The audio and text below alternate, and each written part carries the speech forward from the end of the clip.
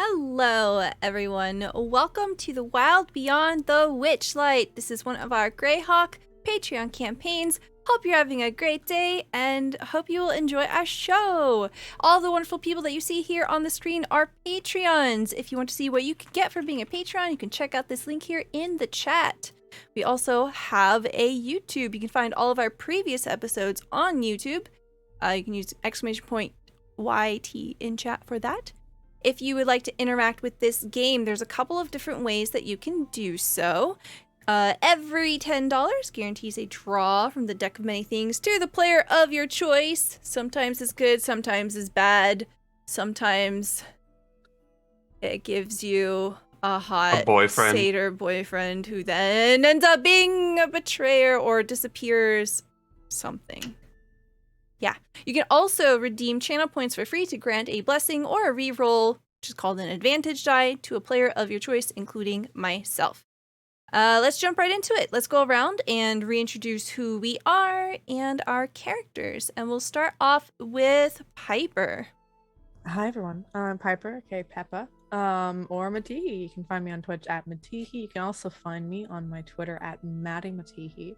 I've got lots of things coming up, but I will talk about them later. I use they, he pronouns, but my character Ricare uses they, she pronouns. They are a tiefling druid, a big cutie. Pink ends to it, and they have a pet snake who's also their best friend named Sir Lancelot that is always draped around their neck. And that's me. Awesome. Thank you. Next, we have Emma. Hi, it's me, Emma, also known as Emma Panada. You can find me here sometimes, or on my own Twitch, twitch.tv/Emma Panada, or on Twitter at Emma Panada. Largely on my personal Twitter, I just shitpost and troll my friends and retweet a lot of cool stuff. But I'm also writing a TTRPG called All the Witches. I'm going to announce when it's going to be going to Kickstarter this Sunday, which is exciting and terrifying. But if you want to follow that project and follow what's going on there or see all the cool art it has, you can go to twitter.com/allthewitches_. It was just linked in chat. I will say this is one of my last sessions. Either this will be my last session or next time will be my last session. So don't gift me cards or anything. Give it to the other players. But yeah, that's me. Or just the whole deck. Or give Emma all the cards and she goes out with a bang. Maybe even literally. We'll just explode. Or give them all to me because we're about to be spouses. So what's Emma's is my mind. Yes. Give all of the cards you would give to me to Piper. All right. Whatever happens, it will be messy. I'm here for it. Thank you so much. Next, we have B Street Holmes. Hey guys, I'm B Street Holmes, which is where you'll find me all over the internet. Or Matthew, that's fine too. On Monday nights, I do a nerd news show on YouTube with Jacob, and we talk about science and technology, video games, all of the things going on in TV and movie, which after Comic-Con this past weekend was massive. And I am playing Kalik, who is a highborn elf getting a lesson what it's really like to be an adventurer. Yes, excellent. Thank you. Next, we have Zombie. Hello, I'm Jacob. I'm Zombie IMZ. I'm whatever those 3 names you have to call me. I'm the lore keeper and Captain Z of the Good Ship Clip. I probably do too many clips, but that's up to your own discretion. You can catch me here on Wednesdays for this game, and then the other Wednesday as well for the Salt March campaign. As Matthew mentioned, Monday nights 10 p.m. You can find me there with him talking about all kinds of nerdy news and stuff. And yeah, one more thing I want to just one more or two things I want to talk about, but we'll save it for the end of the show. Okay, excellent. Next, we have my best friend. Who? You. I already went, Stella. Oh, Yeah. Sorry, my other best friend. The backup best friend, in case of emergencies only. The Lady May. I'm just kidding. Yes, I am for that one. Hi, I'm Vertigo. I like to stream different games on Twitch, whatever I really feel like. It's generally about as chaotic as I am. On Mondays, I hang out with my best friend Stella and introduce her to sides of the video game world she never would have seen. And on Wednesdays, I'm trying to keep the rest of these people alive. You are Bird Mom. I play Lavelli, an Aarakocra monk who used to be a pirate and started a secret rebellion last time. It's true. You were totally responsible for everything that happened last time. Speaking of last time, there were a couple things that happened, and I will be honest, I jumped around in the VOD quite a bit, so this is not the correct chronological order of what happened, but essentially, we ran away from a giant tree that was very angry and had some very nasty little pixies that wanted to pick on the group and irritate them and provoke them. But we got away safely. We uncovered a rebellion. Lavelli got involved. We met Henry the Magman. We played Swallow the Guard, and we met a very somber elf who played a magical, very depressing song. So we opened the scene again today on the Sunken Palace. The group of you are resting, recovering, composing yourselves. Some of you have been covered in mud from the various activities of the day, but you find that there are plenty of places here to wash yourselves up, have something to eat. And we see Clapperclaw, we see Jingle Jangle, and Octavian resting in a separate room. What do you want to do?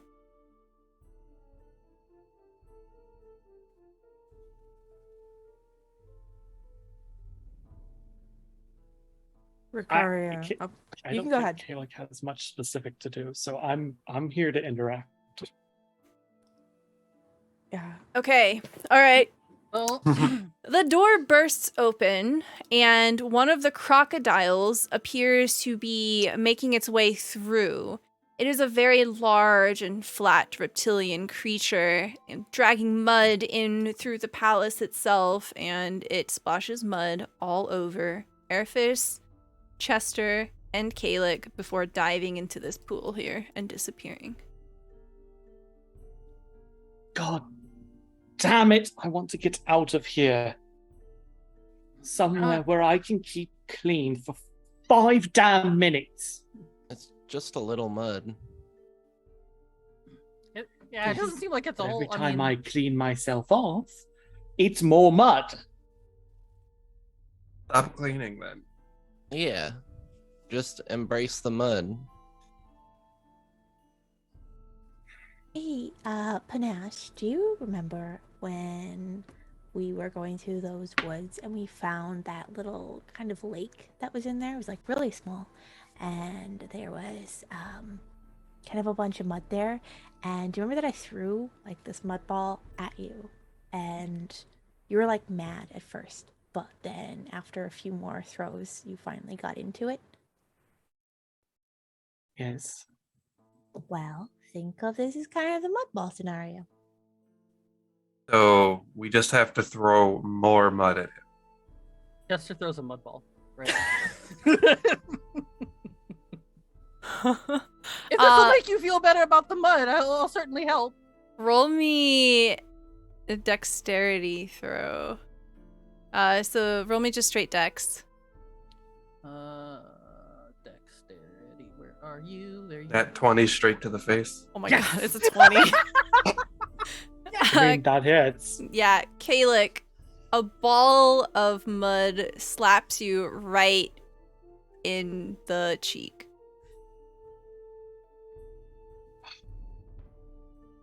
That was fast. I'm just trying to help you. You got a quick arm. You got a heck of an arm there, Chester. I- Dimple. Yes, I for hope- candy. We find our way home soon. Hey, And I think he's gonna storm off and just find a poof of some kind to sit on. You sit down next to loading Clapperclaw. Ooh, loading screen. Clapperclaw says, Hello, Haley. Hello. Are you actually going to do anything with all of that stuffing you've been collecting, or just in case? well, it's usually there for when I lose my head.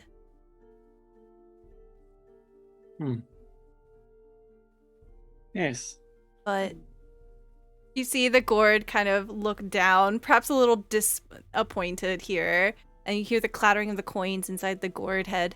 Well, I'm happy to share some if you need it, but yes, you are correct. It's for an emergency, or when I need a hand. And they raise their big lobster claw and clack clack. The comedy clacks. Though I do think that Bright Might said something about having seen some heads with no one to own them. Perhaps he'd be able to help you find yours. Oh. Instantly you see Clapperclaw brighten, and clambering up, they begin to scuttle out of the room. I think before the scene shifts away to the others, Kalik will pull Finley, his little fish in a ball, out of his backpack, and he's just gonna like start telling Finley about all the rough things that have happened in the past day. I love it. Okay. So Bright Might, you see Clapperclaw clack clack clack clack clack clack clack, kind of crab crawl over towards you, and their little head kind of jostles around as they look up at you. Hello, Bright Might.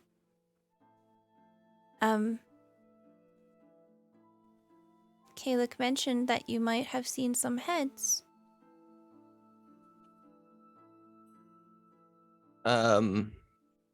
Yeah. I did. Oh. Did any of them resemble a deer head with giant antlers? Because that one was mine. Did I see a head like that?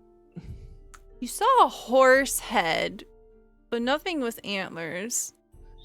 I saw there were a lot of heads in there, and I wasn't paying real close attention to them. But I could take a look. All right. Well, I'm ready whenever you are. And you see Clapperclaw just standing there in front of you. Oh, you want to go now? Oh, I suppose. Clapperclaw sits down, literally right there. No, we can. I mean, we're not really doing anything. We can go. Oh. We're not doing anything else, I don't think. Oh, okay. Clapperclaw stands up.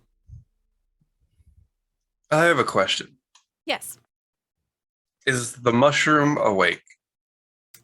The mushroom is inside the glass jar, and it's currently sealed, and it's sleeping. Wow. Who put it in a glass jar? It is on a cushion sleeping. Oh, you didn't know that our secret sixth party member didn't like the mushroom singing, so they put it in the jar for a little bit? They're the double rope.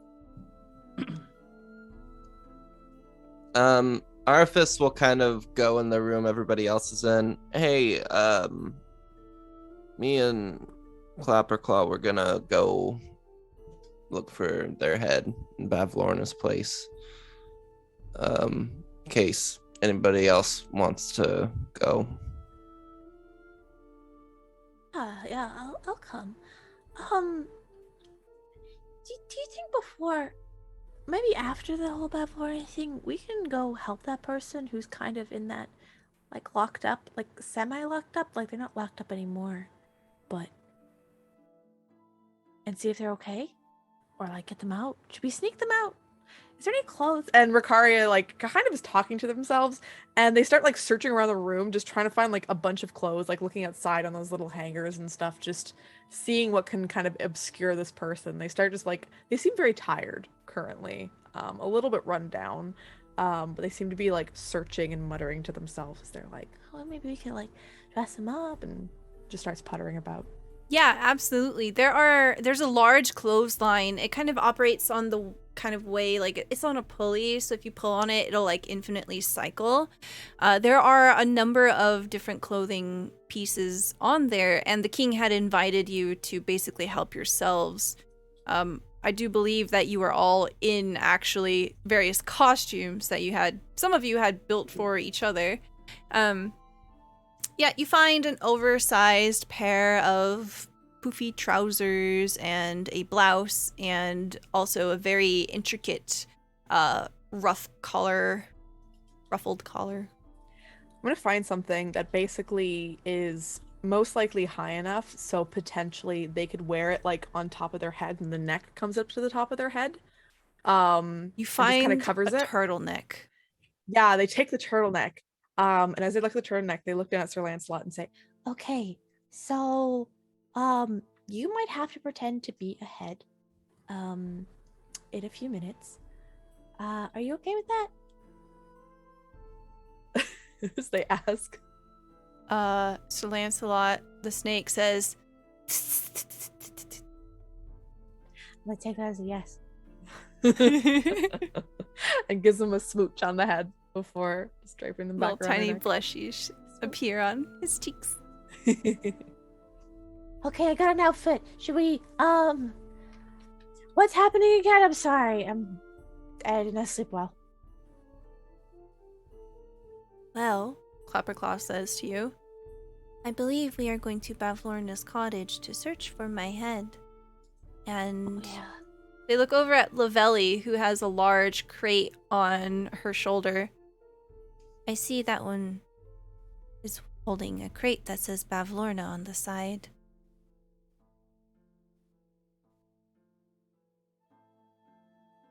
It's a nice crate there. Is Scarlet? You don't want to look in it. Oh god, is it more... well... Just to clarify, Brightlight had mentioned the room with, like, the animal bodies and stuff. Mm-hmm. Yes, that's where we believe Clapperclaw's head is. Yeah, well, we get to search the murder room, as well, I guess, for the head, too. Don't forget the cold room where there's probably a bunch of frozen carcasses. Great. Candy, would you prefer me to go? Look, I'm not scared of it at all. I'm just mad.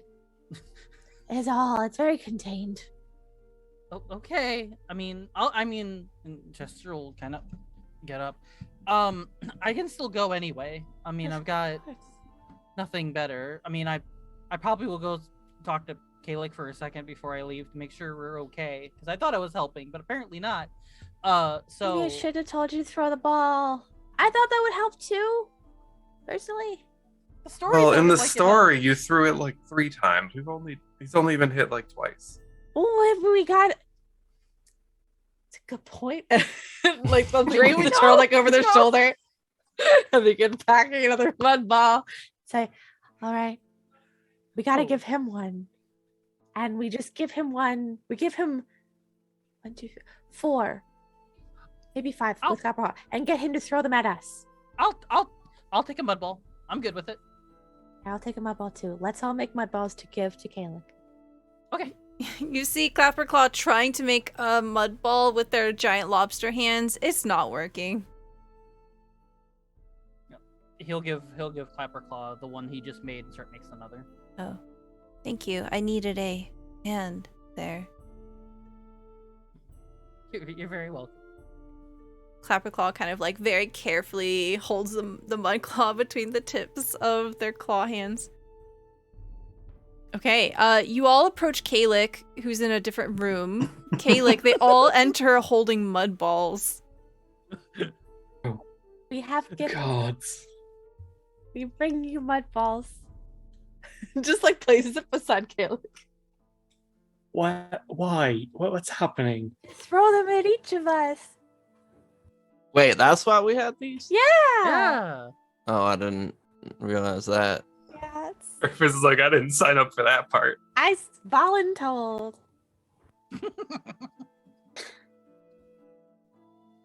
Yeah, I felt really bad because I thought I was helping the situation because it sounded like from Candy's story that the story was helped you, the throwing and everything helped you.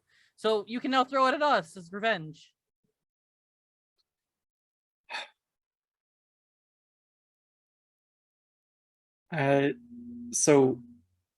Kalik will get up and just give a big, somewhat muddy hug to Rikaria.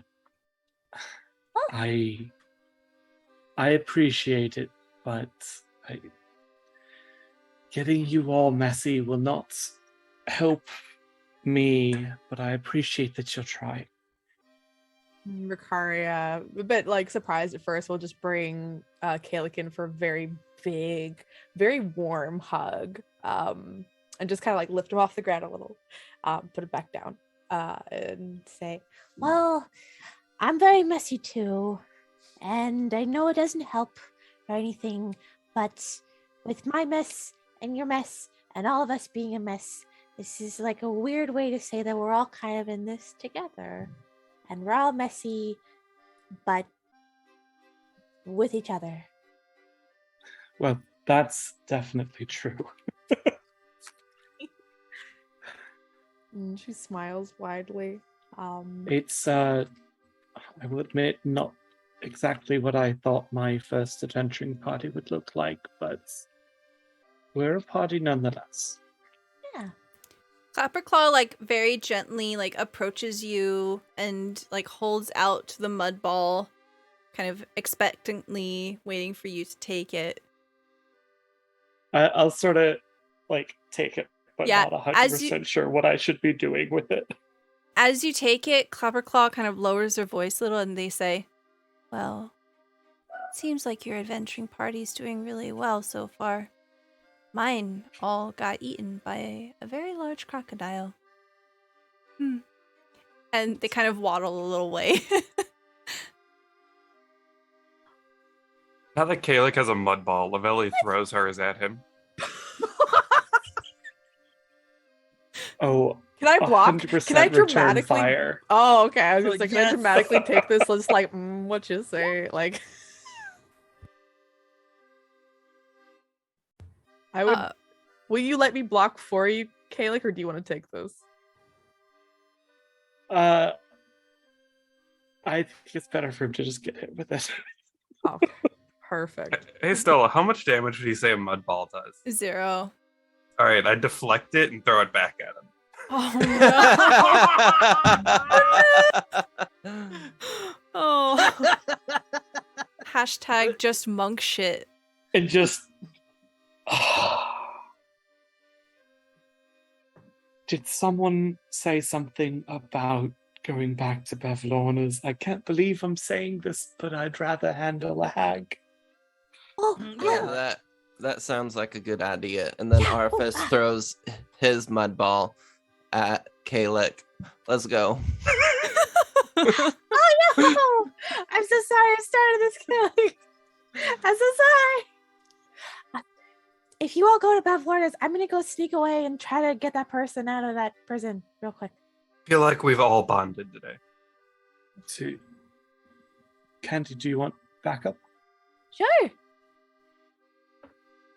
Okay. Should we Caleb, split the what- party? Of course. Yeah. Of course. We're splitting the party. I heard this was a great idea. All My right. parents said that. So, so far we have Rikaria and Kalik going to go back to Morgort, the Knight of Warts, and we have Araphus, Lavelli, and Chester to return to Bavlorna. Is that correct? her Mhm. hut. Yeah. Okay. And Clapperclaw. Yep. Clapperclaw will go with you. Okay. We're gonna go ahead and scoot everyone around a little bit. Everybody loves to split the party. Did I have the foresight to add you? Great idea. Kari is not here, and Kalik. Wait, sorry, Kalik. Which direction are you going? Calix's headed with Rikaria to Okay. Muckworth. Yeah, Insel's not here. The Campestry's not here. Stella, What's up? you do me a favor? It really depends. You know how you can put the little icons on the tokens? Like exhausted and all that? Yeah. You put the stinky icon on Kayla. No, you're all stinky though. Okay. So we have everyone here on the first floor of Bavlorna's hut. Oh my god, Clapperclaw's huge. All right. It was over Oh. here. Well, there's an easier way up that way. Or are we going that way? Okay. Oh, I'm bringing Clapperclaw to the room with the Oh, heads. okay. Yeah. Okay. Clapperclaw follows. I'll be right up here by the stairs. All right. You open the room, and again, you find a room just completely covered in viscera. It is stinky. There are a number of different flies and pests that are scampering around here in the dark, shadowy rooms of what looks like to be a workshop. And you see a very strange taxidermy-like creature right in the center. It smells really bad in here. Do I see any deer heads? Go ahead and roll me investigation or perception. Can I assist? see. Yeah, so go ahead and do this at advantage. Look over there. I think you should also roll independently of me, Bluebell. What, you don't trust your investigation roll? My best is +2. My best is +1. Oh, I will accept your help. Thank you so much.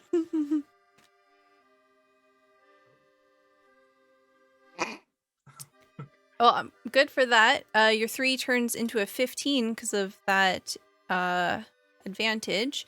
As you're looking around, you can see that there are a number of different sealed crates, and you can see that there are very many heads in here. There are chimeric horrors lining a very large shelf towards the back wall, and there are heads of all sorts of kinds. There are no deer heads in here, but there's a basilisk, there's crocodiles, frogs. You see some kind of strange mammalian creature that you don't really recognize. Okay. Can I look in like the crates and boxes and things? Yes. So the first one that you had looked in and broken into, it has that basilisk in there, and the others would require you to essentially crack open with a I'm crowbar. gonna crack open a cold one. Okay, there's no check you need to do here. Essentially, as you begin to look through them, you just see that there's just a bunch of bones. Hey, Clapperclaw, Yes. would you like one of these to be your new head? I would like my old one. That one is mine, specifically. Do you see him here at all? See Clapperclaw kind of precariously moving into the room and beginning to inspect, kind of standing up on their tippy toes to look inside the crates. No, I don't think it's here. Maybe Bavlorna has put it somewhere special. I have a potential idea of where it might be. Oh, Let's go up to the kitchen. okay. Do you want to take the outer door to the kitchen, or do you want to take the hallway? This one. The outer door. Okay. The one that I cleared of a wasp's nest. We cleared. Yeah. You're right, I couldn't have done it without you. It's really hard to drag things. Okay. You all enter a very dirty kitchen. You see that there are broken plates everywhere. You don't see the chef anywhere nearby, but there are no vultures in here right now. What happened in here? It's a They kitchen. kill animals here. Yeah. Okay. All right. Lavelli's gonna set the crate down on the table for a minute. Okay.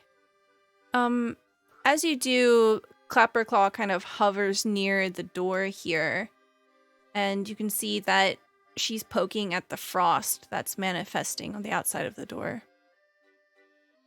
Lavelli will open the door. Okay. You open the door. As you open the door, the room is freezing. Chunks of frozen meat dangle from ceiling hooks and chains. Along the wall, more meat is stacked in piles on meat racks. A small, frost-covered wooden coffer sits in the middle of the floor. The cold seems to be radiating from it.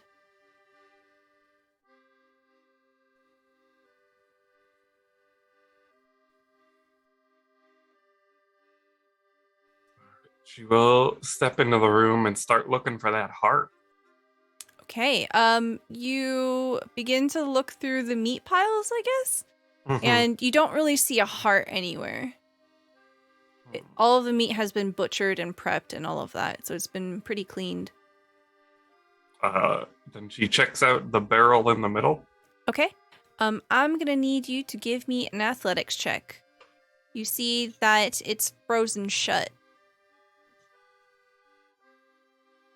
Okay, with a 7, you find that it is just a little too strong for you. The ice cracks, but unfortunately you can't break through. Araphus, come help me pry this open. I was about to check. Yeah, sure. Araphus will go. Okay, you can make me an athletics check.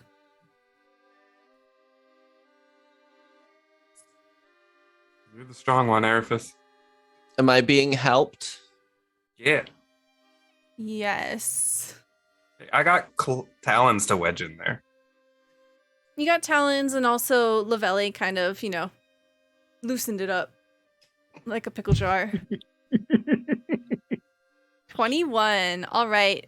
Araphus, easy. You kind of smash it with the side of your arm, and it cracks free, and you heft it open. Inside is a heart, and you see that it's still beating. The heart in particular seems to be made out of pure ice, and you see that veins of frost are emanating from it and creeping out into the rest of the room. So, I don't think we're going to be able to take this stealthily. Well, take a few things all at once and head out. She looks back at Chester. We can always let him finish his deal while we're looking around. I mean, I could always, are we just trying to, what are we trying to get out of there? Did we find the heart? Yeah.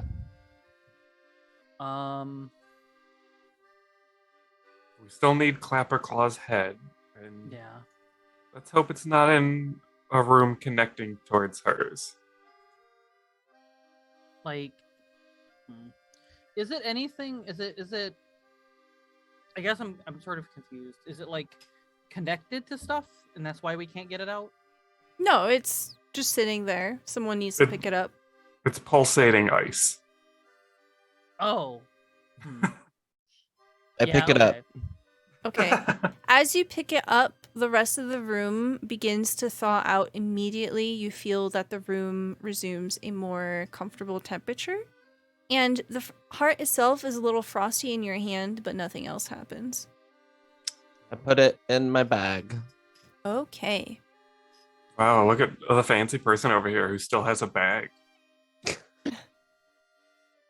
I think there's a little bit of a creepy edge to it. You can kind of feel it thumping in your bag against your back. Nice. Well, they say the fastest way to a man's heart is through his barrel. I don't think they say that. Not heard that phrasing before, but I'll take your word for it. All right. I'm gonna go look for the head. I'll come with you.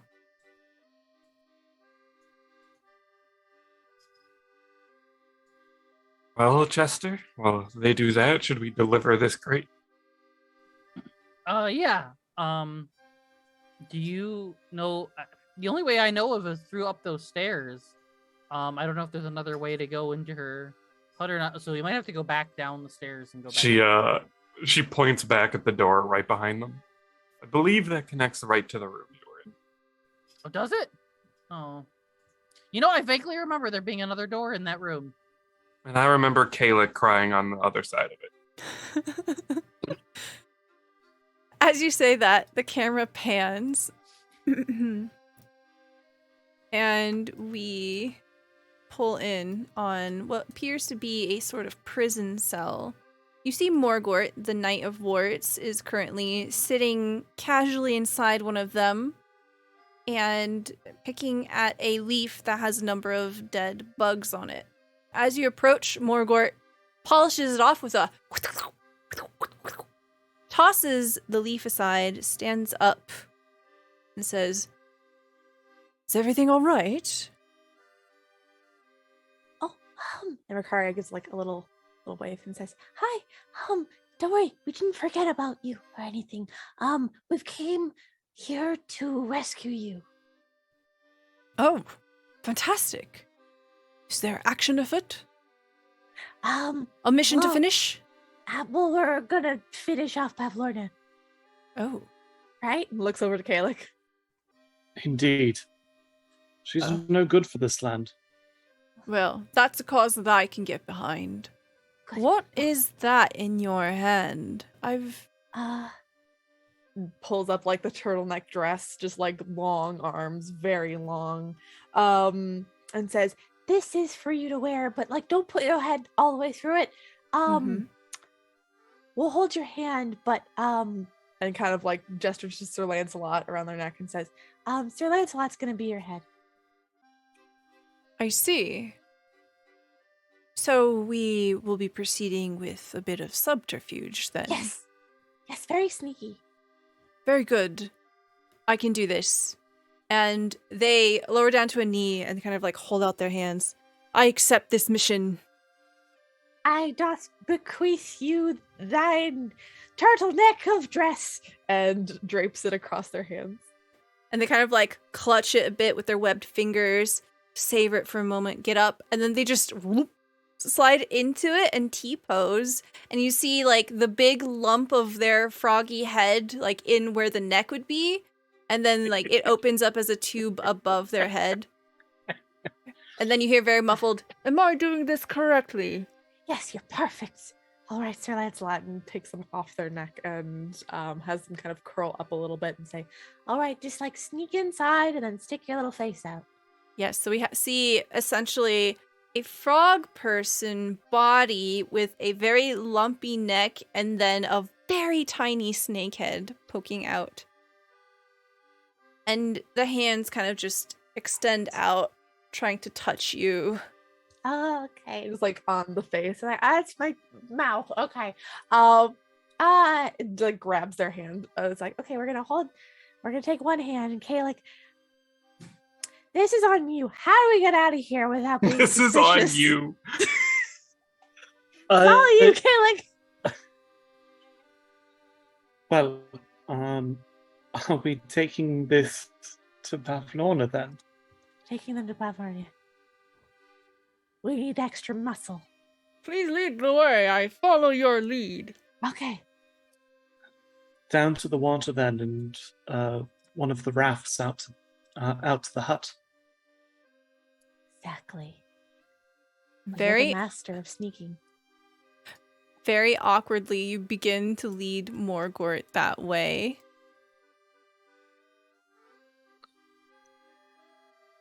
Oh god. Perfect plan. I'm glad you came with me, Kalik. I didn't know if I could do it alone. Wouldn't want to leave any of our members by themselves.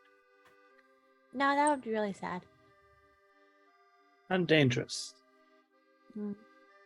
Speaking of which, I've been noticing you've been going off alone a lot as well. Are you okay? This whole adventuring thing has been a lot more stressful than I had anticipated. I told you that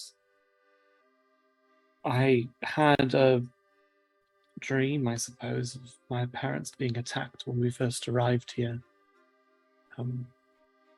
Elves don't dream normally, so we're always taught that if you do dream, it's not to be taken lightly. So I think at the very least they are in a lot of danger. Well, And we're in the one place in all of the planes of existence that my father insisted that I never come. One of the members of our party has made a deal with a hag. While in this realm, two other members of the party don't particularly seem inclined to stay on the same page. You and I have certainly a different line of training than they do. I suppose I just assumed that at the very least my fellow travelers would be professional adventurers, not farmers and carnival barkers, which can I they've ask you done something, Kayla? admirably. Can I ask you something? Yes. Where, okay, for one, if anything has happened to your parents, you know, my dad's gonna come and rescue them, right? Yeah. Yeah. Were you about to say beat the shit out of whoever took them? No. Your dad can beat up your dad's kidnapper. My dad can kick your dad's butt. Sorry. No. I'm saying, Look, no matter what happens, no matter how far they are apart, you're still party members. And I know that if my dad gets wind of your dad being in trouble, my dad's gonna come for your dad and get him out of whatever sticky situation they're in. But do you know how your parents got started in adventuring? Not precisely. I I do don't- know that that my mother was acting as a thief on her own prior to becoming an adventurer, but I don't actually know how they changed tacks to. Look, well, my dad was a florist. Before he became an adventurer, he used what little magic he had to grow various plants and vines and had a little shop and everything with his boyfriend at the time.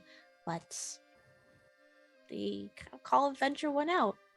And I mean, no one can really start as a fully fledged adventurer, right? We all got to start from something. That's true. So this is our start. And this is their start.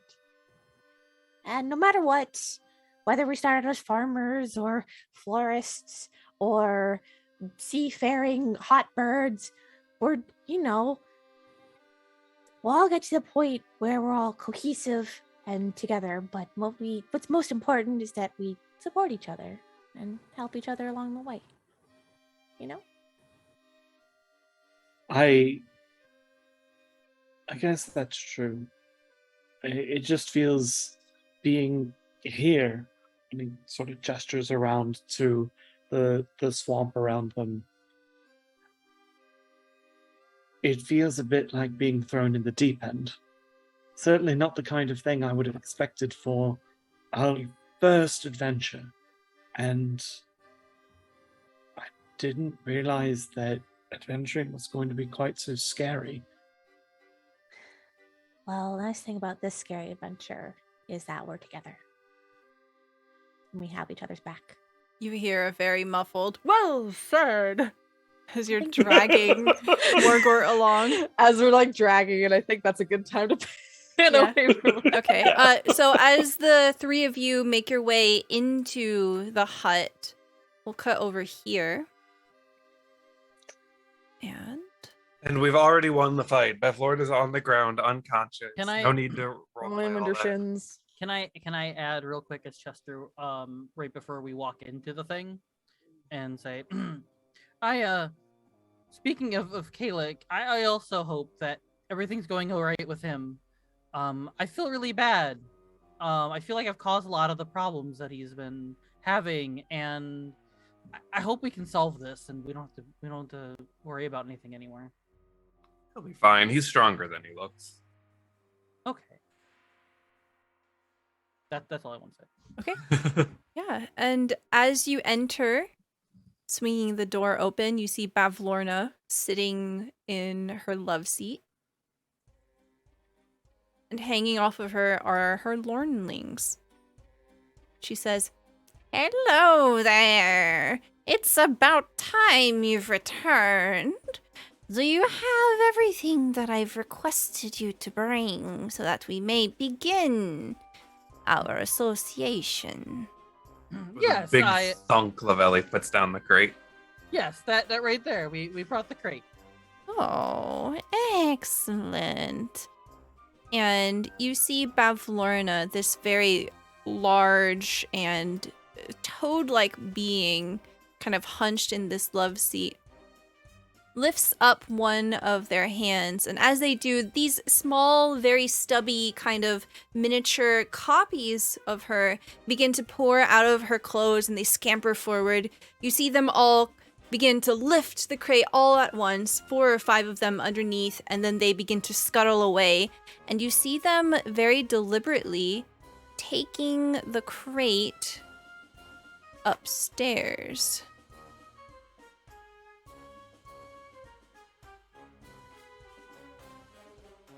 All right, then. So you've completed all of my tasks. Mm-hmm. I deem thee worthy to begin a bargain with me. So you say that there's something of yours you've misplaced or have lost. And he'll bring it over to what's your Fey name again? Crimson or Scarlet? Yeah, that color. Crimson Scarlet Rose. Crimson Chin. Yeah, my friend Scarlet here is one of the people that lost one of their things. We're hoping to find here. Well, I insist that I will need a short rest in my preservation pool to moisten my skin. After I've had a bit of a bath, then we can talk about opening up a bargain. You see her kind of thwump off of the seat, and she begins to make her way. And she says, "You may follow me if you like."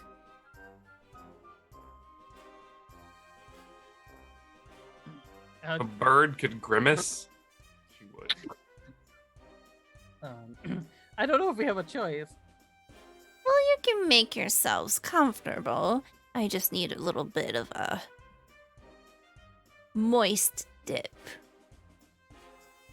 I see. Yeah, I'll be here. I don't want to hear an old hag say moist over and over. Moist dip. Well, at least you're not in the room being invited to watch. The moist room. Okay. Oh, oops. goodbye, Sorry. Araphus. Jumps out the window. Well, that's it for me, everybody. Thanks for having me. Goodbye. I know you gave Emma creative control, but I didn't expect that. Yeah. The camera cuts over to both Clapperclaw and Araphus. Clapperclaw just kind of follows behind you. What is it exactly that we're doing? Investigating, is it? Yeah, we're looking for your head. No, Um, that's right. the cook / butcher went in here when I saw him before, so it could be in here. Okay, well.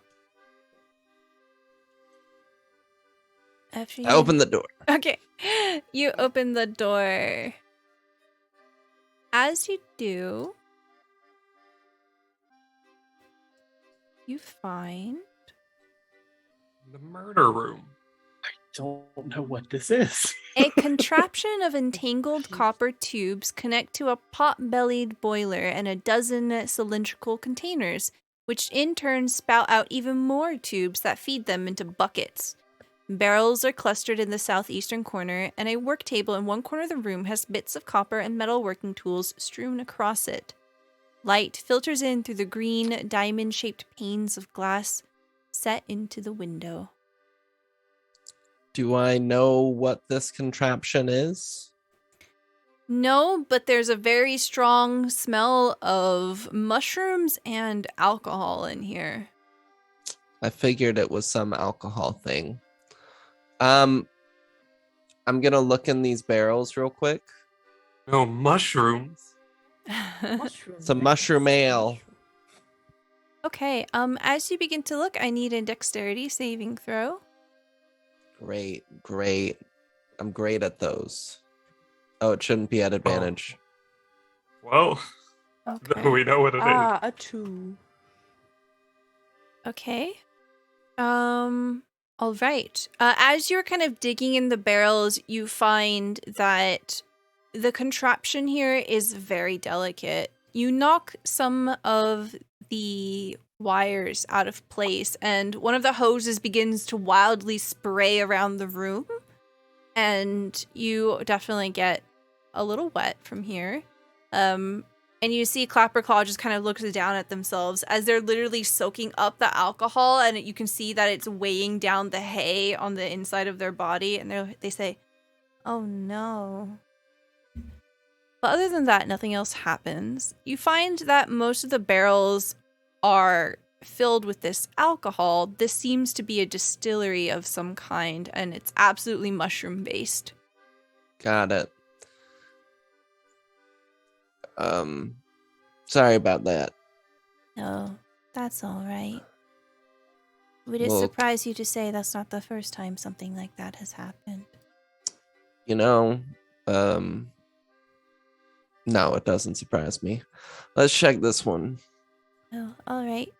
And there's a bit of like a wet, squelchy noise as they follow after you. Completely wet. You enter into a room. Like you're walking around with wet socks. Yeah, absolutely. There's like little footprints, like wet footprints in the wood here. This room has 2 exits. Above each door, mounted on a wooden plaque, is a severed goblin head with its mouth agape. Other furnishings include a sideboard, 2 cupboards with doors made of wood-framed glass, and a large banquet table covered with plates of half-eaten food and a swarm of feasting flies. A chandelier hangs above the table, its tallow candles filling the room with a dim, flickering light. 6 mismatched chairs flank the table, 3 chairs per side.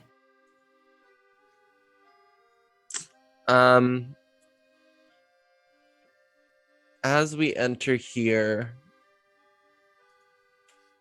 I am going to search like these cabinets. Okay. As you search the cabinets, you find that there are mismatched sets of cutlery. Some of them are copper, silver, gold, some of them made of stone and wood. Essentially, it just seems to be mostly dinnerware. Okay. Then I'm gonna look out this door. Okay. As you do, roll me a perception check. I'm great at that. Careful, there's a knife on the other side. Don't walk into the knife. You rolled a Oh, you walked 7. into the knife. You open the door and you do not walk into a knife. As you step outside, you see a rather stunning view of a ton of fog. Great. Perfect. Hell yeah. Close that door. All right, let's keep going. Okay, I follow you. Squelchy, squelchy. Squeak, squeak, squeak, squeak, squeak, squeak, squeak. Roll me another perception check. I feel like you want me to notice something. Maybe. The door. How does she know you're not just walking into a wall? 19, you find the door. Okay, with a 19, as you're approaching the door to leave, you see that there is a Lornling hiding inside the mouth of the goblin head above you as you're beginning to exit. You see what apparently looks like a very small, frog-like goblin person, essentially a tiny miniature copy of Bavlorna, with big, buggy eyes, and just looking down at you between the teeth. You're creepy.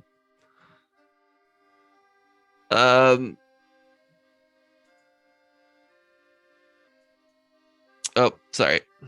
Thaumaturgy. Where? Goblin head? It's just above the door. So, So I'm like right there. yeah, so it's literally above you. I think Araphus is tall enough to reach and grab it if you want to pull it down. And I need it. Don't eat the Lornling. I mean, you could. I mean, it's only fair. Unhinge your jaw. Lorna eats everything else. Use the Lornling to make some haggis. Or put it in the brewery. Can you talk? I'll say that in Fey. Or Sylvan or whatever it is. Mm-hmm. That's a great question. Hold on. Can you talk? That's a great question. Hello. As you speak to it in Sylvan, it responds in Sylvan, and it says, Hello. How are you? Just hanging around.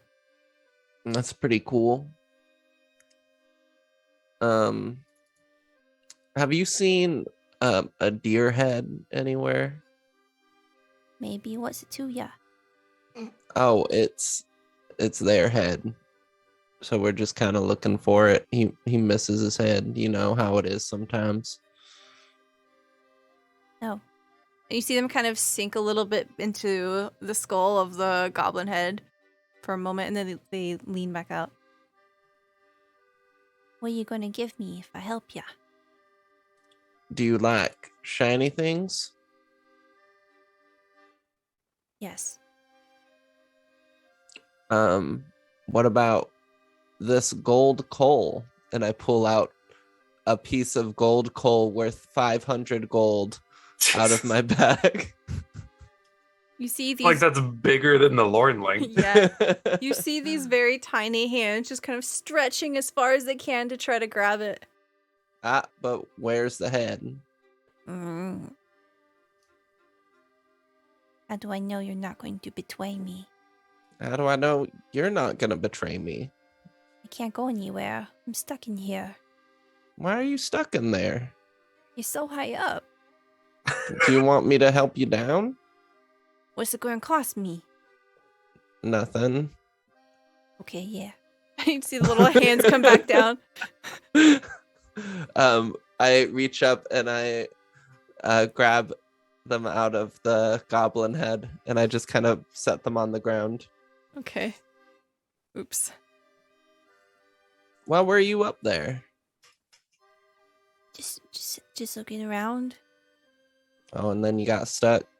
No, Bavlorna put me up here. Oh, that's not very nice. It's my job. Gotta keep an eye on things. Bavlorna's But very busy. But from a scary place? It's not that scary. It's kind of cozy. I got a blanket up there. Oh, do you want me to get your blanket? Yeah. Okay. I reach That in and one's I gonna grab the cost you. blanket. Wait, what's it going to cost me? It's about 350. Nothing. Okay. Got my eye on you. All right. And then you see the Lornling kind of like gesturing to you, talking to Lapperclaw. What's this guy's deal? Why is he doing things for free? Faberclaw kind of shrugs. I'm just You pull out what is a little bit bigger. It's like a table napkin, right? Made out of cloth, and it's kind of quilted. You see that's patched over a few times. It looks like a miniature quilt, but it's absolutely meant to be like a fancy dinner napkin. Oh, okay. I pass that down as well. I'm like, all right. So the shiny for where the deer head is. Yeah, I've seen it. Where is it? It's upstairs. Where upstairs? Oh, is there another floor? Yeah, it's Bavlorna's room. All right. There's a trophy room up there. Oh, okay. Yeah, gotta be real sneaky getting there. Bavlorna doesn't like us when we get in there. Good at that. All right. I'll be real careful. Here you go. And I hand him the gold coal.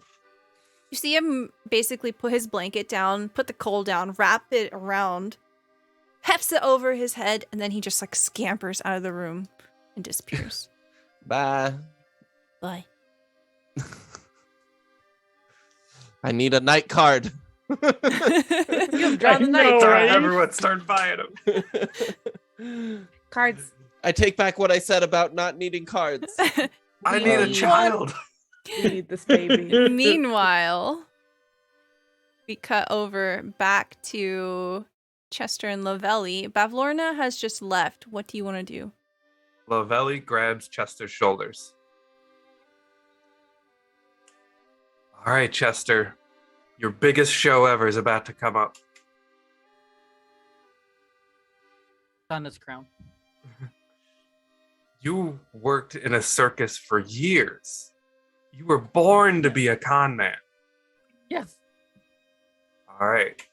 We need you, Chester. The whole party needs you. But the last time I negotiated, I screwed it up. But this time we're not negotiating. Okay. This time you're going to trick her into leaving this building. I will try my best. No pressure. Just the entire bog is relying on you. Yeah, thank you, coach. But you got it. Hard slap into the back. Ah. A little bit of claws. Mhm. So, where do we look next? I'm not sure. I think over on that shelf there was some stuff, but I'm not 100% sure. All right, you investigate that shelf. I'm going to open this door. Okay. Split up, gang. Okay. Chester, you approach this cabinet, and we'll get to you in a second. Okay. As you try to open this door... Oh, wow. Okay. Perfect. I'm going to close the door. Hold on. I didn't describe the door yet. Just no. Slivers of light enter through cracks in the shutters that cover 3 tall windows. The light reveals the shapes of several pedestals. On each rests an object with a patchwork cloth draped over it. Wilting ferns and crumbling clay pots give the room its earthy smell. The floor is covered in a layer of straw.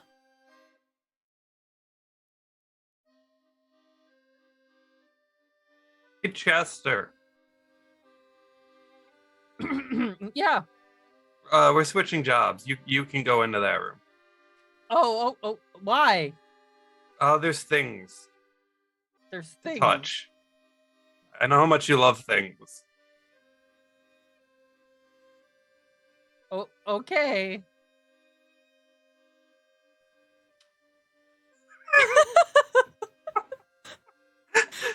Okay. So I don't- rude. I don't know about this, Lavelli. It'll be fine. You're a big boy. Lavelli goes to open the cabinets. It's a mimic. Yeah, actually, the camera will follow Lavelli, and Lavelli, you come up to this cabinet here, and As you do, you see that it's made out of wood and it is still covered with bark and patches of moss, so it's a very unfinished look to it. There's a lock in the middle of the right panel, but it's obscured beneath some hanging moss. Inside, you can see that there are probably some shelves. Veli's gonna try to pick the lock. Okay. DC 15. All right. Thieves' tools.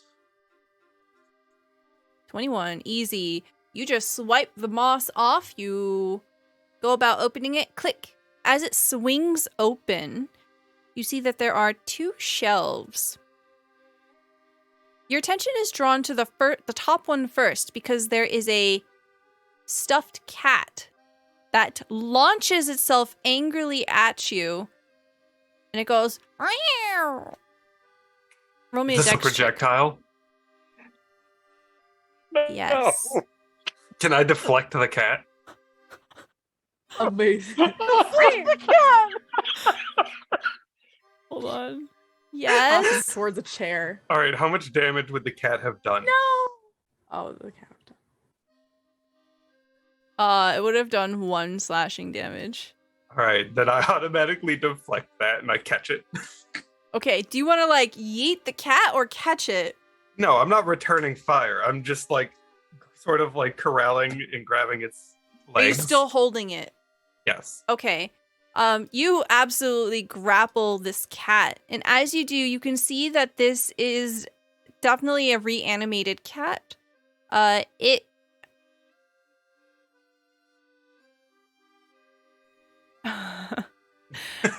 Yes. You see that it's very patchwork. It's been obviously taxidermied. The cat has passed away some long time ago. And as you look into its large, beady eyes, all of a sudden, it explodes into a cloud of dust. And I need a Constitution saving throw from you. Should have thrown it.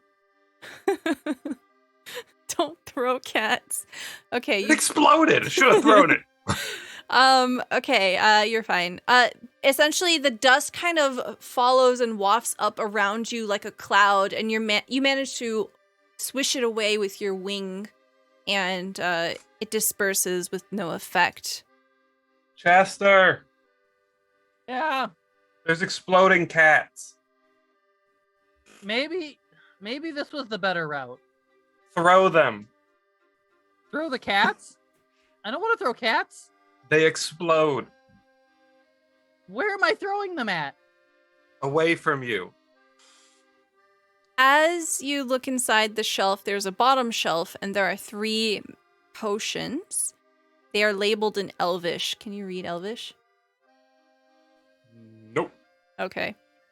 I'm the only one who can. Give your strongest potions.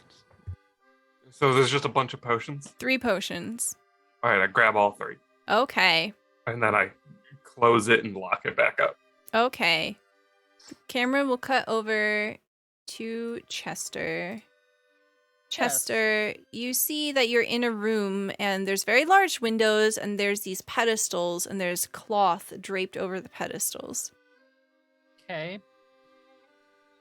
I'll make one sort of step in here.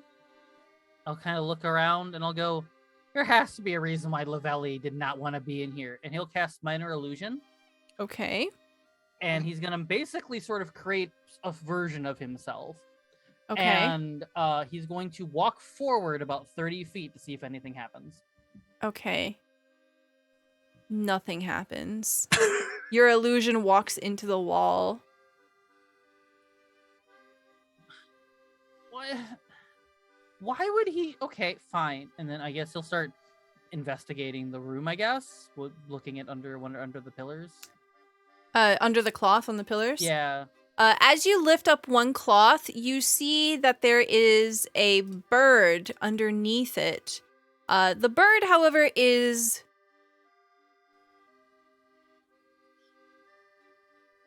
The bird is definitely taxidermied. It looks more like a puppet. You see that it's been stuffed strangely, and it has a weird looking face, and Its jaw has like human teeth attached to it. It's very uncomfortable.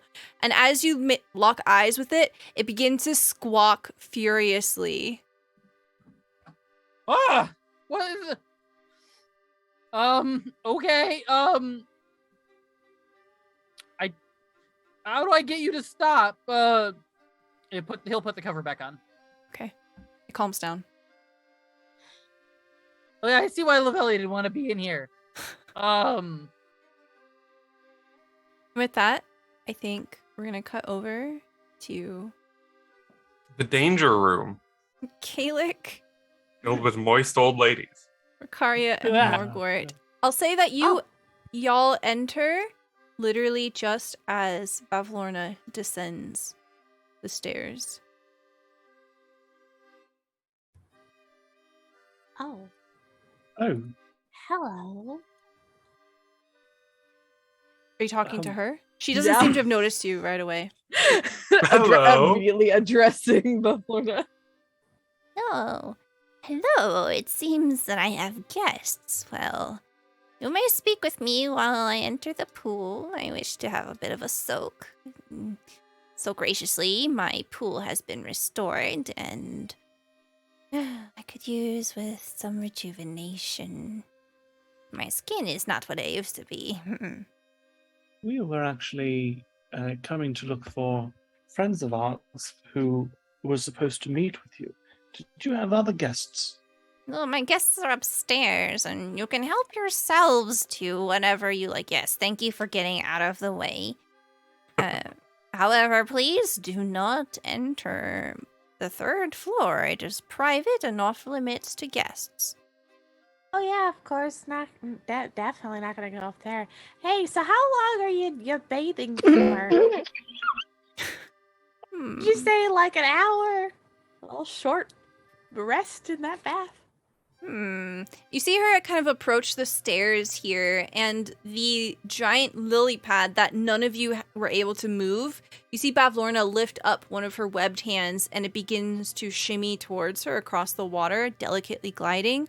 She mounts on top of it, and then the lily pad returns to its previous space.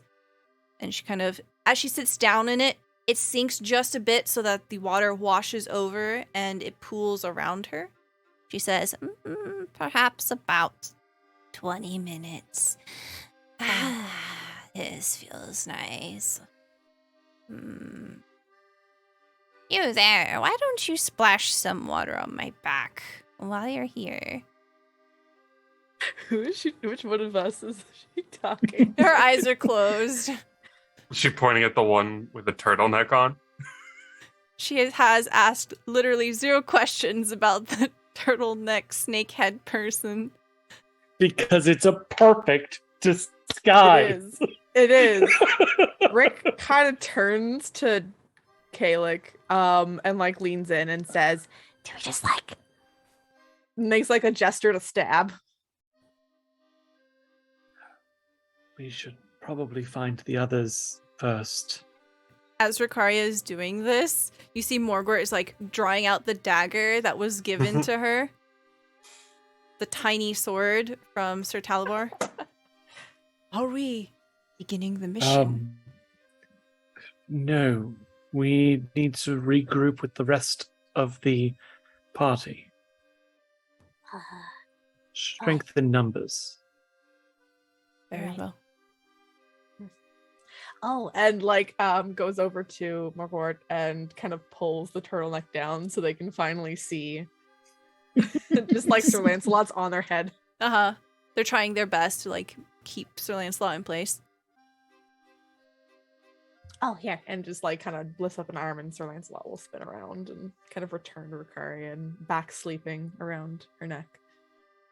Okay. Okay, fine. Let's go find our friends, I guess.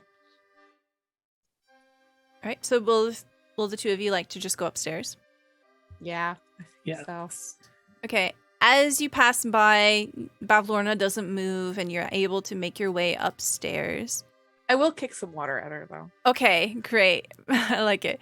As you do, she kind of she leans back. She's, yes, that's very nice. What do I get out of it? You get to stay in my home. Oh, super valid. Thanks. Just leaves.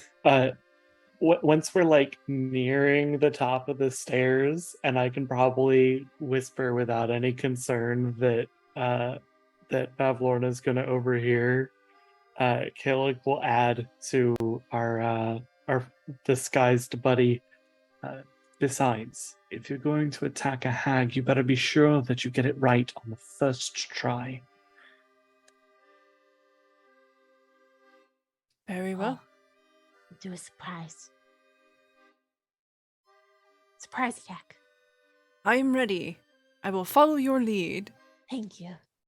And as I the like camera as the camera follows y'all up, I think that's about the exact same time that Araphus opens this door to enter into the hallway. Ah, Oh. Oh, Hey, oh hi. hello. Well, that's scared. we're looking for the stairs to go upstairs. Apparently that's where his head is. Oh, interesting.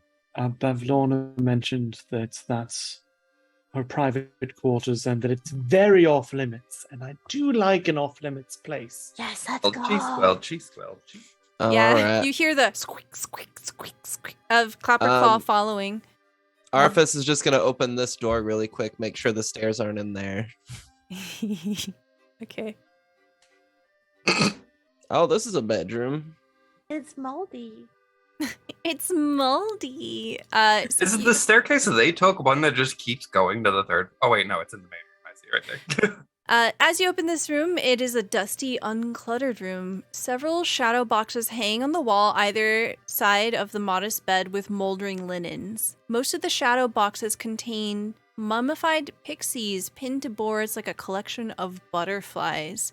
The glass on one of the shadow boxes has been broken and its contents are missing. Alright, stairs aren't in there. And I close the door. It's so gruesome. I think the last place I need to check is in that room behind you. Oh yeah, that's Pavlorna's. That's where we met her. I think it's at this point that were there Clapperclaw stairs? is like standing in front of the mirror. In this room, there are very many portraits hanging on the walls, and they are all very dour and somber expressions of all sorts of people. Clapperclaw's kind of looking at the mirror. This is a very strange place to put a mirror, isn't it? I tried taking one off. Didn't work very well. Can I look at the mirror? Yeah. As you look at it, it looks like a ordinary mirror. If you try to like tug it off the wall, it seems to be glued into place or something. It is impossible to remove. Can I use magic awareness, which lets me see if there's magic within 60 feet of me? Ooh. Very cool. What does it look like when you activate this? My eyes turn purple. Okay. You definitely sense magic on the other side. Perhaps alteration magic. I'm gonna try like turning the mirror or something. Doesn't work. Do I touch the mirror? You touch the mirror and you see your reflection touch back. Nothing unusual. I investigate around the mirror. Okay. Go ahead and roll me investigation. And what kind of demeanor are you taking as you look at it? Like, what's your expression? Curious. Okay.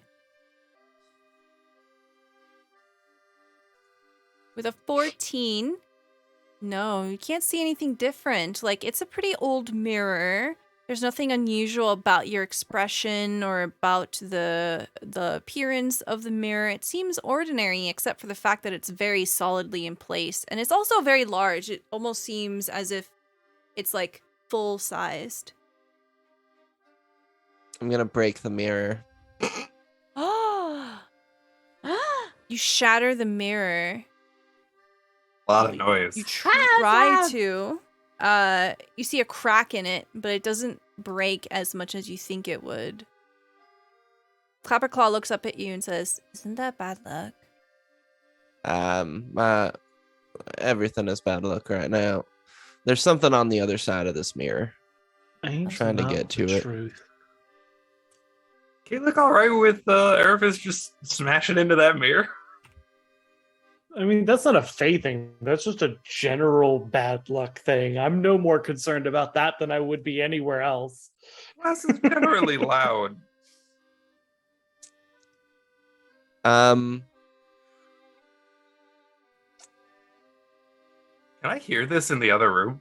Yeah, you hear a crack. Araphus stands there looking at the mirror with like a very stumped expression on his face. Okay. As you're looking at your face, you notice that there's something a little bit sad about your expression. I look at it and I make an even more sad face. It looks sadder than your sad face. I smile. When you smile, it opens. I open the door and see a whole bunch of people lined up in a hallway. You see what looks like a hallway. There's something unusual about it. As Araphus begins to move further down, Araphus, the hallway begins to get bigger and bigger around you gradually. Everyone else, you see Araphus shrinking in size, and they are about the size of a mouse now. Hey everybody, this is really cool. Hey, Kayla, Araphus, you might want to Yes? come out. take these. And Lavelle just tosses him the 3 potions. Catches them. I do speak Elven. Okay. What do they say? You read them pretty instantly. As you're looking at them, they read shrink, grow, and vanish.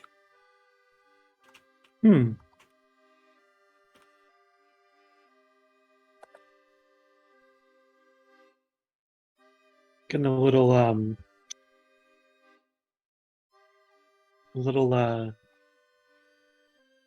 Alice in Wonderland here. Araphus, please tell me when to stop.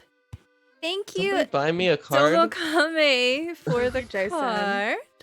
Come on, we gotta get the knight. Believe in the heart of the cards. Night. And then you gotta find that lordling again. If it's a night, I'll tell you right away. Now. No. Dang it. And I might as well Alright, do buy the more other one cards. now. Chester, thank you, Godfather Wraith. Oh, Tell how me when dare to you, stop. friend? Stop. Okay. Did he get the Okay. knight card? No. Did I get I love the way Stella said that. Okay. Okay. The interest, bad but body. slight concern. All right. Araphus, as you're kind of heading down the hallway, you see this massive door, and what looks like a silver lance has been pushed through to create a bar to keep it so that it doesn't open from the other side. Can I remove the silver lance? Yeah, you remove the silver lance and you're holding a needle in your hand now. The door, as you swing it open, reveals the underside of the cabinet in the other room. You have never been in that room before. Nope. So I look under the cabinet. Okay. As you're kind of making your way through, you find a very large room with a great number of broken porcelain cups and plates in all directions, and they are massive. You could easily be eaten on one of these. And you see a very large Chester hanging in the doorway of a room on the other side. And I think that this would be a good place for us to take a break. Thank you so much, everyone. We're going to be about 5 minutes. We're going to grab some water, do some stretching, grab some snacks, and we'll be right back. How's that sound? I have a bareback screen. Yeah, I do. Maybe? Burb. So as the camera pans over to Chester, you kind of back out of the room with the strange bird Ugh. and roll me a perception check.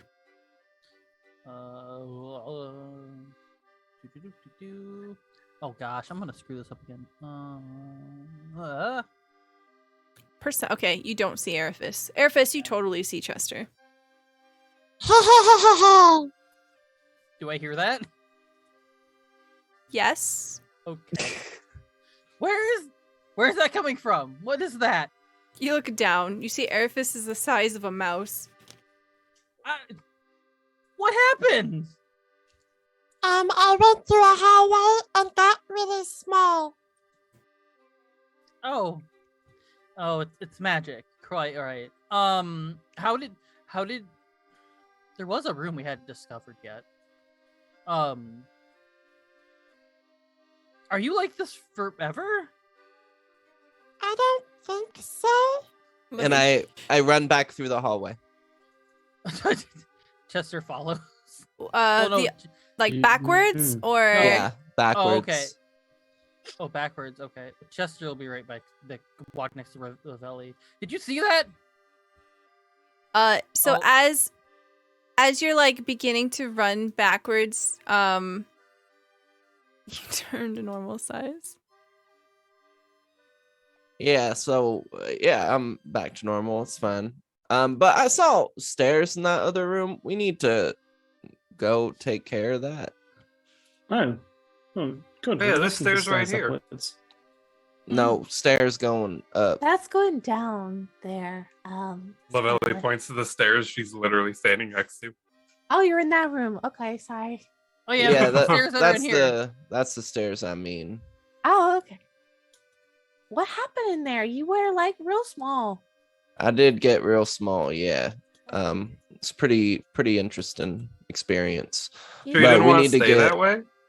Yeah, I'm fine. But we need to go get Clapperclaw's head back, and it's upstairs. Hey, like real quick, do you think I could run in that room and then one of you pick me up?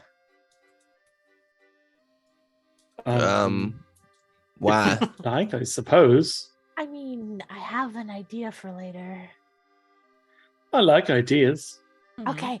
And Ricari will like kind of run past just run past Araphus and like get all tiny and run through Seems the like a room. bad idea. Oh no. Just- Okay, you're the size of a mouse now.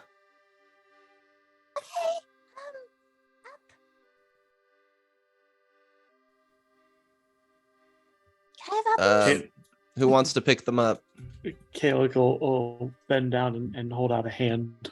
Oh, okay. And Ricaria hops onto the hand. Okay. I'm hurting Yeet. spot now. Just chucks across the room. I hope this is a good plan. We'll see. Maybe. Well, Um, Lavelli goes upstairs. I would say upstairs. Yes. Okay. Yeah, upstairs. Is the consensus that basically everyone's going upstairs? Yeah. Mm-hmm. Fantastic. When sick. It's dark up here. Yeah, I wonder what Who could turned be off the going lights? on. Oh, and it could be an attic. I guess the lights are on in the attic. Hold on. It's okay. When you I have become dark tiny, vision. you get dark vision. No. I had that What do vision you anyway, but see, yes, Candy? I see a room with. Oh no. Is that Uh-oh. Groot? I see murder. Like a whole bunch of death. Secret. You begin We to got climb. 200 combat turns. You begin to climb the stairs. And as you do, a ball of light bobs above the rafters, casting shadows over this room in which the owner's messy habits are on full display. Rumpled and moldering rugs share floor space with food scraps, stacks of dirty dishes, and tipped over clay pots whose plants have long since died. A bed that occupies one corner of the room has a pile of straw in place of a mattress. In the opposite corner stands a squat chest of drawers with a watering can resting on top of it. The only other furnishing of note is a stocky wooden chest with a sturdy padlock.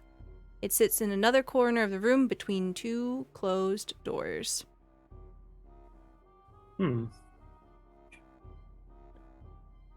Jam into this music.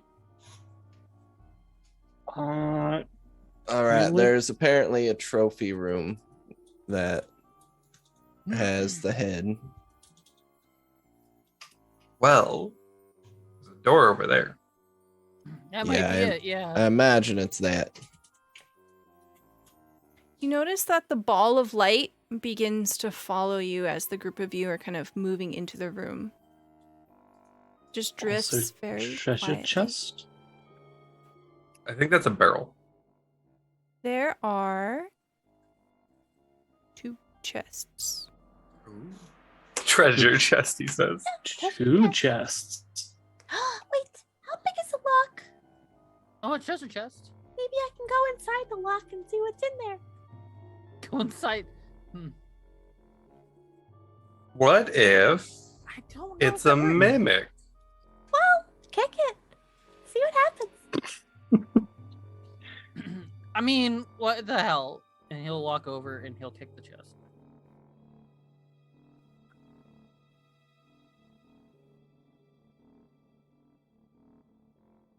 Oh no, it's a mimic. Oh no!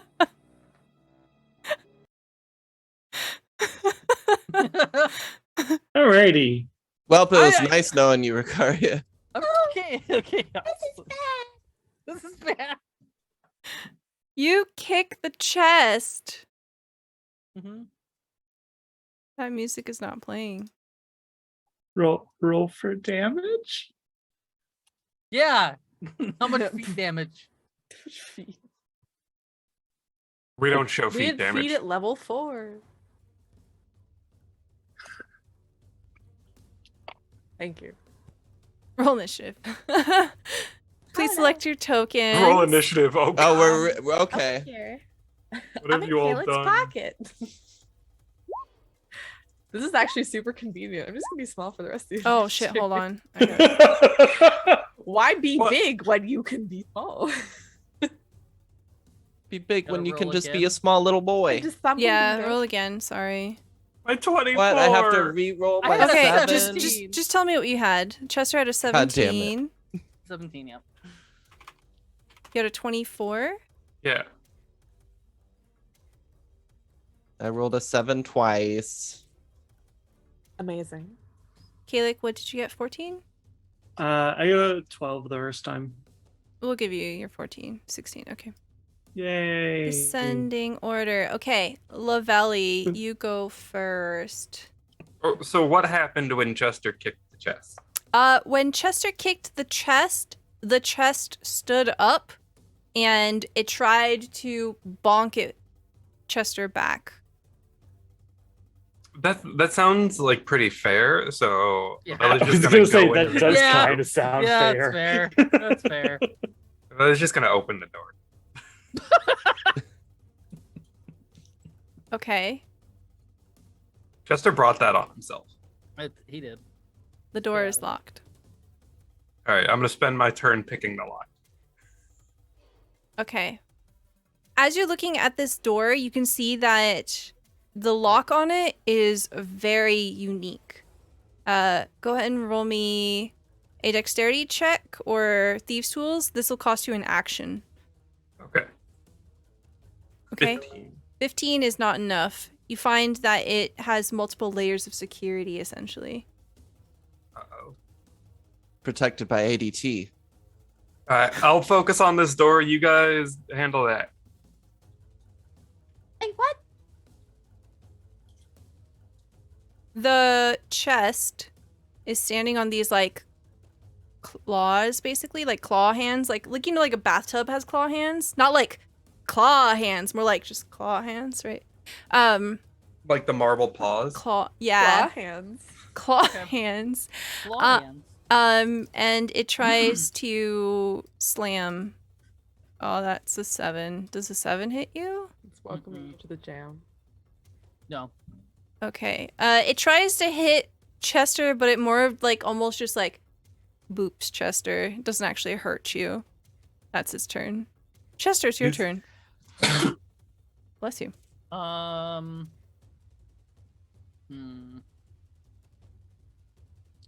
So it's well, okay.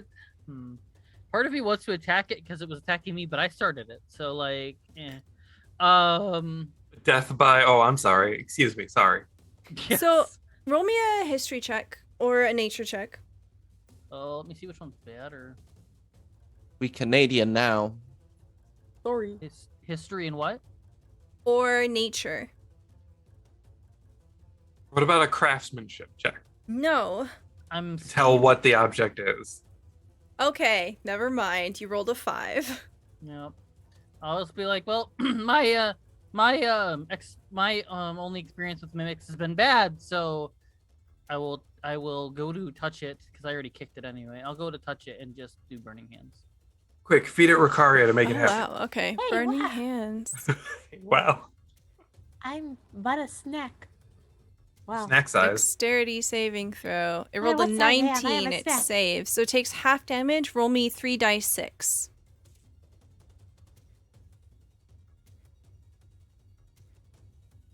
Oh wow, 14 damage. Very good. Cut in half. You see that it takes severe. Oh, tell me what it looks like when you cast your burning hands.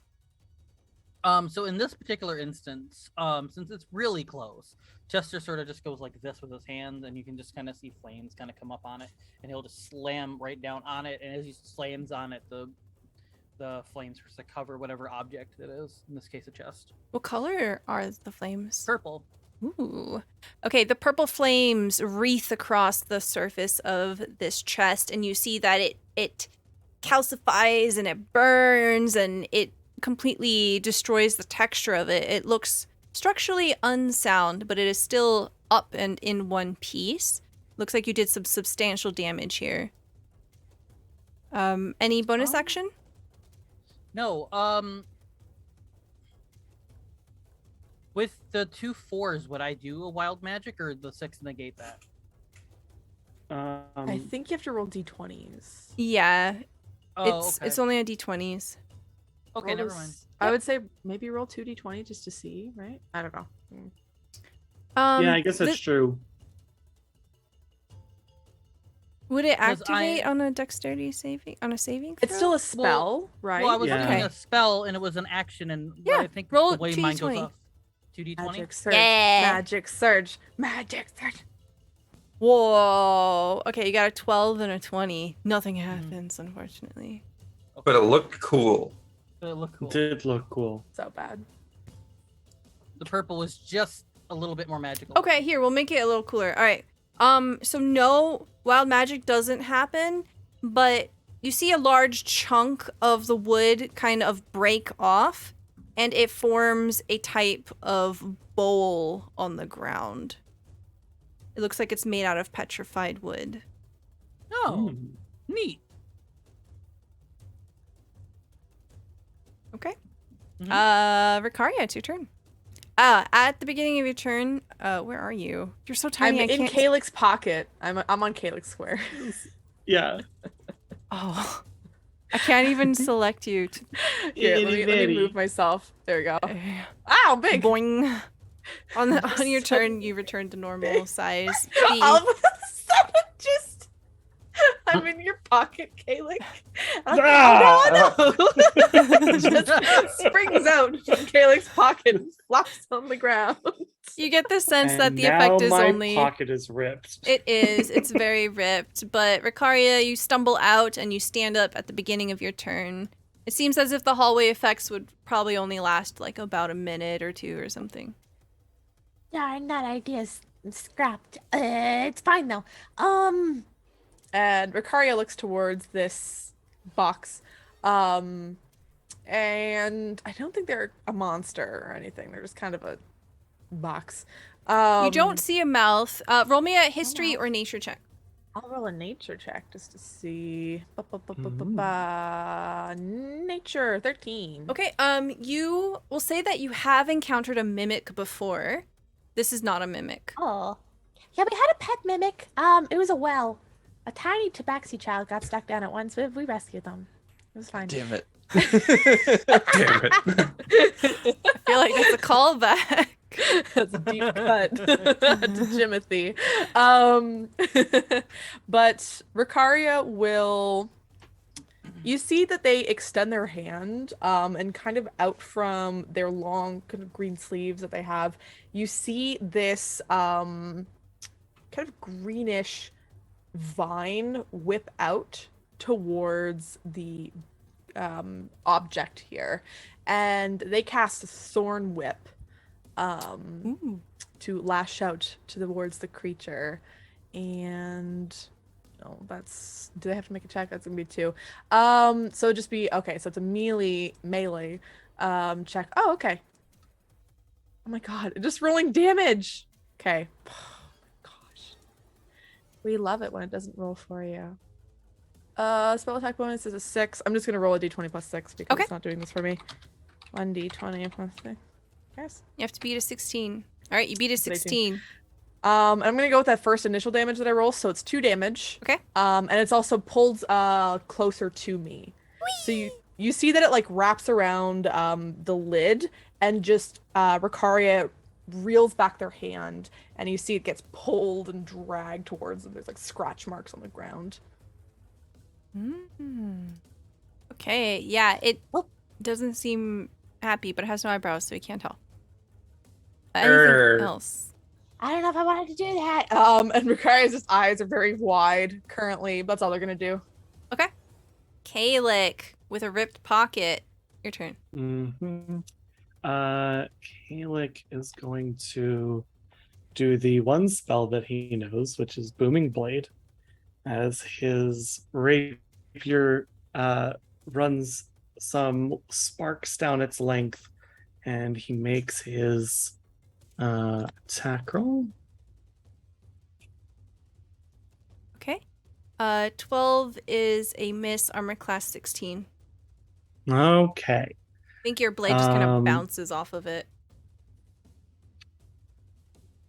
He stands taller. You miss. The chest flexes its muscles. Then I think that might be all he does, because he doesn't want to move away, and he's used his action to attack now. So I think he might just chill here. Okay. Araphus, it's your turn. All right. I think everybody's teaming up on this treasure chest, so Araphus will also just kind of move up there. Can I move there? Yeah. Like, fine. Okay. Then Araphus will move there, draw his S word, and attack. Armor class 16. Kerchow. 17's a hit. I do 4 damage. Okay. You slice off one of its legs. Nice. It is now very wobbly. Just how I wanted it. Okay, at the bottom of the turn order, you see that the ball of light, which is kind of pulsing and following the group, follows after Araphus, and it will bop down and try to hit Ricaria. Wait, what? That? Oh, let me... Tiny baby form Ricaria. I'm big now. Oh. That's still a tiny big baby now. form. I'm big now. I'm now. 8. I'm not a baby. Does an 8 hit you? Ooh, an 8 actually. Wait. I think Please tell me an does. 8 doesn't hit you. No, it needs to be a 10. Oh my god. I Okay. say, please tell me you have at least base AC. Look, and that's only because I have leather armor. You see this ball of light kind of coming, wisping down, just completely silent, and it tries to touch the back of your shoulder, Vicaria, but you dodge out of the way in time, and you just see like a little crackle of lightning course over the surface of it. I don't want to be shocked. No, shoot. Oh, wait. Oh, you. And just like stops and turns around from annoyed to fascinated, just on a dime. It's super shiny. Oh, Okay. hi. Lavelli, it's your turn. All right. I'm gonna get this door open. Yeah. So I need you to believe in me. Put all your faith in. I want you to open this door so then the drama on the other side of the door becomes relevant right now in the middle of combat. All right, I do this for you. 14 is a fail. But it's doubles. Can I wild magic the door? It doesn't work like that. Chat has told me there are no rules. One or fail and then that one. I know the rules now. Do you want to do anything bonus action? Can I punch the door open? You can punch the door. I don't know if it'll open. All right, here we go. Does the 22 hit the door? 22 does hit the door. Where's the door's hit points? It was here somewhere. There's 8 bludgeoning to the door.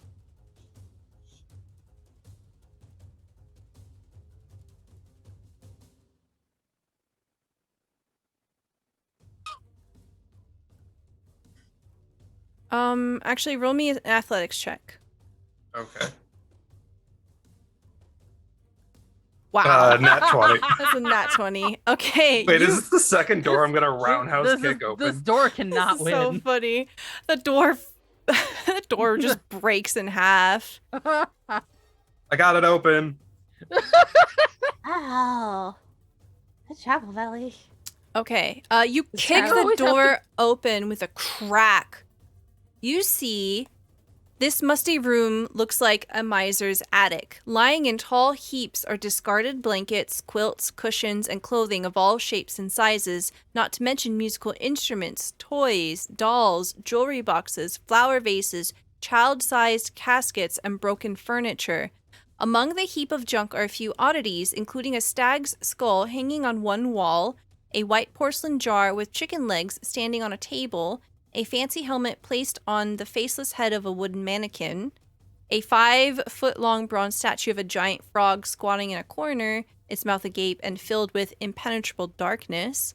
You hear a weak croaking sound trying to call your attention to a tiny, shriveled figure lying on the floor. It lets out one final gasp before dying. You see a lornling pass away before your eyes.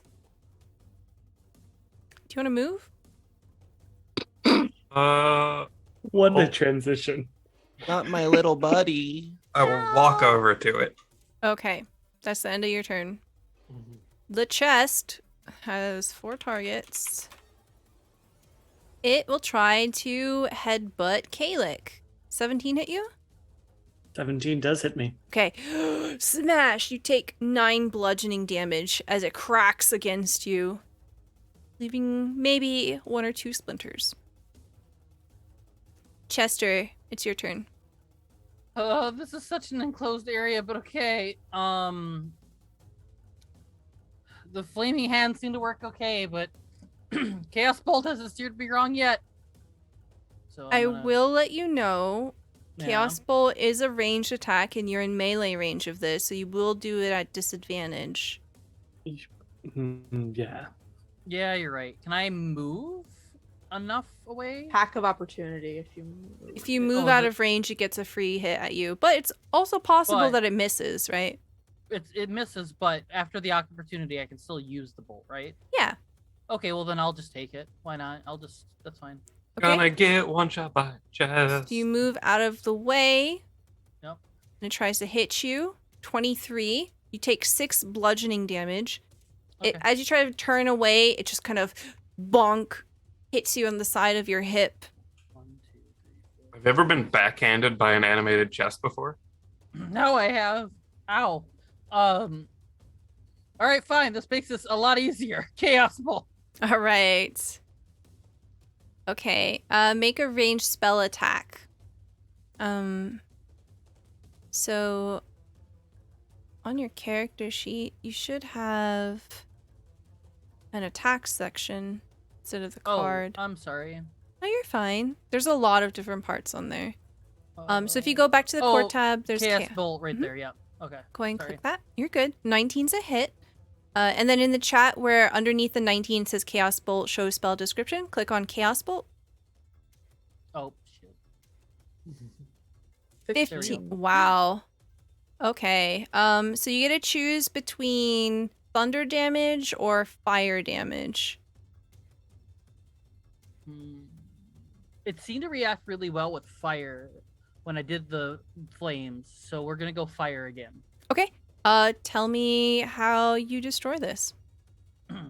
So, seeing that the burning the ham flames worked pretty well earlier, he decided, well, if that worked all right, maybe if I use my Chaos Bolt, it'll work better. So the same kind of purple flames sort of engulf around my staff that I kind of use, and when I throw my hands up in the air to yell Chaos Bolt, and I throw my hands towards the thing, a big like swirl of fire just goes and hits it and surrounds it, and then I suppose it will just sort of let it burn into ash, I guess, or just let it kind of like burn and just let it like dissipate.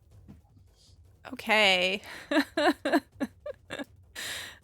No treasure for you guys. Hold on. Let me see what's inside of it. Oh no, it's all your hopes and dreams. That's about right. That's where the thing that was taken from you is being held. In this box.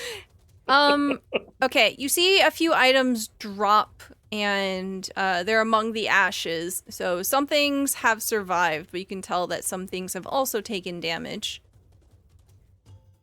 Okay. All right, that's your turn. Ricaria. Ricaria is pretty fascinated by this creature that's following them. Doesn't really want to hurt it. And even though it's like trying to hurt them, and she reaches out her hands and she's going to attempt to grapple it and try and hold on to it. And that's an athletics, I think, if I'm not mistaken. I always forget. Yeah, so you want to grapple it, athletics. Okay. Ricaria is going to try. That is a 12. Okay. I do not think. I have a nat 20. Do you want to use your nat 20? I'm gonna use my nat 20. Okay, Ricaria uses a nat 20. All right. Yeah, I was just checking to make sure, like, because will-o-wisps are meant to be kind of incorporeal. I was making sure that you can actually grab it, but you do. Yeah, of course. Yeah. So tell me what this looks like as you grab it. So it's like the first time it kind of passes through the hands, like, dang it, and takes that sweater that they had originally, the turtleneck that they had originally taken off of Gullop, and kind of like grabs onto the will-o-wisp in this sweater, and says, "Someone give me something to put this thing in, like that," and points over towards the what is it? Not the kettle, the flower Watering kettle. can? Yeah. The flower can. kettle. I mean, Flower that's kettle. not wrong. They're going to start kind of making their way with the will-o-wisp over towards it, just like struggling as it's trying to pull away. Just like, come on, I don't want to hurt you. I'm sorry. I just gotta shove you in something. Okay. Eat it. Yeah. So oh yeah. Yeah. Okay. Yeah. So I'll say that you go ahead and make it over there. If you want to try to shove it in there. Oh, I'm gonna try. Okay. Roll me a sleight of hand. Okay, this is not. Oh, that's a -2. Let's go. That's a 4. Just like trying to put it in this. Yeah, as you're trying to shove it in, it kind of wisps between your fingers and it's just floating right next to you now. Take it. Just to be clear, this is our light source for the room, right? I can see in the dark. I do not. I'm fine. I fully forget about all of you. I just like that there's big hand-shaped shadows being cast on the ceiling as she tries to shove. Well, if you think about it like this, if they get it shoved into the flower pot, you'll have a handmade flashlight. God. True. Okay, Kalik, it's your turn.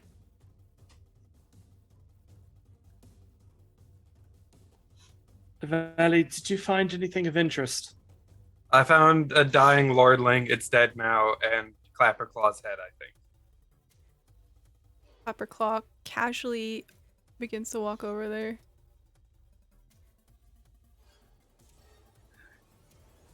Ricari, would you like some help? Yeah, I just don't want to hurt it. Okay, then I think Kayla could go help them. Okay. I'm going to go ahead and say that combat is over now, and we're going to go into more of a narrative thing here. As the group of you are trying to wrestle this will-o-wisp into the watering can, you see that it really does not want to get in there. But especially with Calyx's help, you manage to slam it right in, and there's a filtered light through the various holes of the watering can towards the back side of it. And in the room, Lavelli, you see that there are a number of claw marks on the Lornling, and it's bleeding out. Roll me a perception check. Right.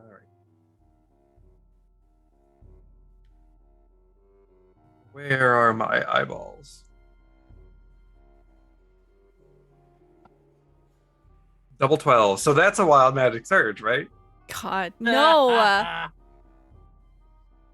All right. You don't see anything. Can I get perception check from Clapperclaw? Yes. Also, Kalik and Araphus. Perception. Clapperclaw doesn't see shit. Doubles? Is that a wild? No. Kalik rolls an 11. Araphus, wow, nobody sees this. Okay. Oh, Chester. Nobody sees this. Yo. Do I Oh, have Chester, everyone but needs you. I hate. Don't do this to me. Someone's got it. 18. That is so cool. This is why we put the pressure on you. Okay. So the reason Kalik and Ricaria don't do a roll here is because they're busy wrestling with the thing. As you're looking down at the body, Lavelli, the camera follows this shadow leaning up against one of the walls. It seems to have been caught in the middle of an act of some kind. But as you're distracted, it reaches down silently, grabs something, and slips out the door. We see it moving in such a way that Araphus just happens to kind of turn away and doesn't see this happening. We see Kalik and Rick are trying to wrestle the will-o-wisp here. And so it moves unseen through the room. And just as it's about to go down the stairs, Chester, you happen to turn and you see what literally looks like someone's shadow, as if it's been cut off of their body, and they're holding a spool of thread. And they begin to rush down the stairs and they disappear without a sound. A shadow took something. What? Yeah. I just saw a shadow run down, and it took something. What was it? A thread? A spool of thread. A spool of thread. Oh heck! Do we need that? I don't know, but it came right out of the room. Lavelli, did you see it? It came right out of the room. No, you guys go deal with that. As soon as we're alerted to this, can Kalik vault the railing and just drop down the stairs? And then trip and roll down. And... Gollop is just chilling there. Roll me acrobatics. I want to use my nat 20. Okay. Does our frog Nice. knight see the shadow coming down the stairs towards? Frog Knight's just No. chilling. No. Frog Knight is looking They're at plants. busy. Yeah, they're so busy. Okay, we're gonna use one of your nat 20s. Let me write this down. Yeah, do a cool flip. Okay, yeah, so we see a really cool flip. Describe your flip as you like to Barrel speak. roll. Yeah, how cool. Yeah, this is hands on the railing, just feet overhead, so that he's coming straight down when he gets to the opening, and drops square to the stairs below. Okay, so Kalik moves out of this scene here. What is everyone else doing? You now, Ricaria, have a watering can with a will-o-wisp inside of it. Clapperclaw, is your head in here? Oh, look. There it is. I can't quite reach it.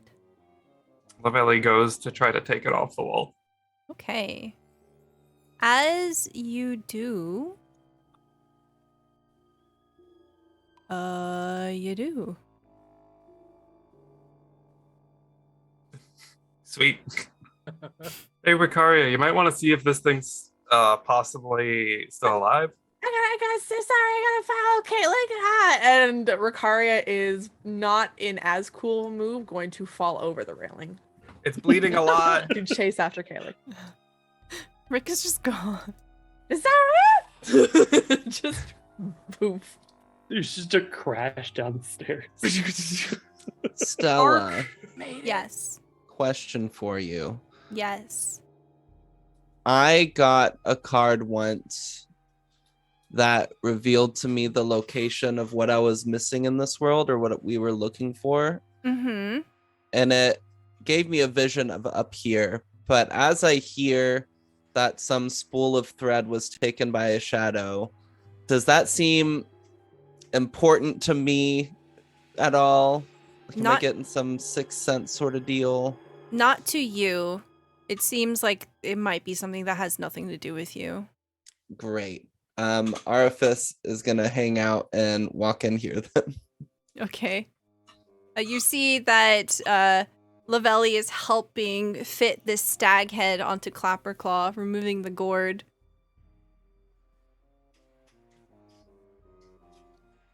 Chester, what do you want to do? I guess Chester will kind of pop his head in here, and he's like, "Is everything good in here? I might want to go help them with that shadow." Yeah, go help them. Okay, and then he'll also go down the stairs, but actually go down the stairs. Did you check like the things, the chest strap in front of you? Nobody did. Oh, well, shit, never mind. I don't do that. That seemed like something Chester would have done.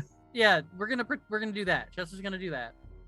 Okay, so you kind of like push the ash aside and you look at what's in the rubble here. You find a 12-inch tall marionette. So it's kind of like a doll, a wooden doll, and it has 2 faces on the sides of its head. It has one side that is a moon and one side that is a sun. Oh. Interesting. And then, And you also find a ticket from the Witchlight Carnival. Ooh. As you look in the back, it has a name on it. Isolde.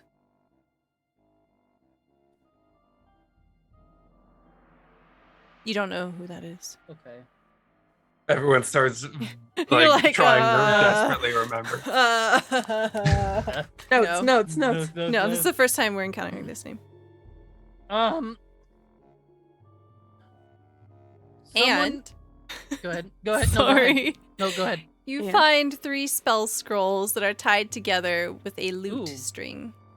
Ooh, I will take those. Fancy. Is there a Good way I loot. can look at them without unwrapping them? Like, can I see what they are, or? Peek Nope. down it like a tube. Yeah. Okay. No. Okay. I will pocket those for the moment. And then I will go back over to Araphus and Novelli. I found this a Witchlight ticket in that chest that I burned. It's Ozul. I don't remember that name, but I feel like someone might be captured here. Let me see. Hands it over. As you do, you see. It's okay. As you look at it, it says Isolde on the back of it, and it is unpunched. Hmm. And that doesn't sound familiar or anything. Completely new to everyone. All right. So, how is this head supposed to just stay on? Oh, it just Well, does. And you see Clapperclaw just turning their new stag head, and as they do, the horns are like whoosh, whoosh. So they are a bit more precarious and dangerous now. Wow, I didn't think that things would ever come to a head like this. Well, you can always count on friends. Pat, pat, pat. How will I ever thank you? Don't lose your head. Okay. I'll try not to. Not again. But maybe I will. I think that's kind of out of my hands. We got to get you some new material, buddy. I'm trying very hard. Maybe I can show you the way to thither if you need to go that way. We certainly will. All right. Yeah, that'd be helpful. My mission is done, but I will help you with yours. Do you think you could make it back to the hut we were all staying in? The Sunken Palace? She nods. Yeah. It probably wouldn't be good for Bevlorna to see you with your head back. All right. I will try to make a stealthy departure. If you do, could you bring this heart back to our sad friend? The lobster claws kind of come down. No. Perhaps you should put it in my satchel for me. Yeah, I'll stick it in there. And And I you, put it in there. Oops. you see Clapperclaw move through the room and says, "All right, I'll meet you there. Good luck, and please take care of yourselves." All right, you too. And you see Clapperclaw just go out onto the balcony and disappear No. with a splash. Nice. They don't breathe. 10 points. They're gonna be fine. There should be something here. And Hey, Araphus is gonna start basically tearing this room apart. Okay, there's a didn't you say lot there of was stuff in here. another chest in the other room? There's a lot of stuff all here. We're gonna cut down over to where. Remember, we don't have a lot of time. Oh, right. She's gonna be done soon.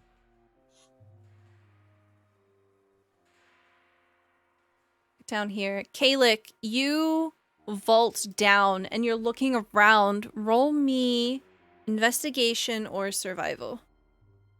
Fail the survival Yes. check, you die. Gonna be investigation because that's definitely my better one. Okay. With a 21, you see that there are no footprints whatsoever. There are no ways to really see which way the shadow has gone. It is an incorporeal being for the most part. However, you notice that the southern door here is left open where it wasn't before. And as you're kind of looking around, I think is when you hear a giant crash and Ricaria lands next to you. Just like flat on their back, just like arms spread. Just, oh god, I'm down the stairs. Ow. I think still trying to move to keep up with this thing, so not necessarily slowing down as much as he probably should. You okay? Yeah, I'm fine. Don't worry about me. I'm good. I'm good. Through the door then. Okay. As you enter this room,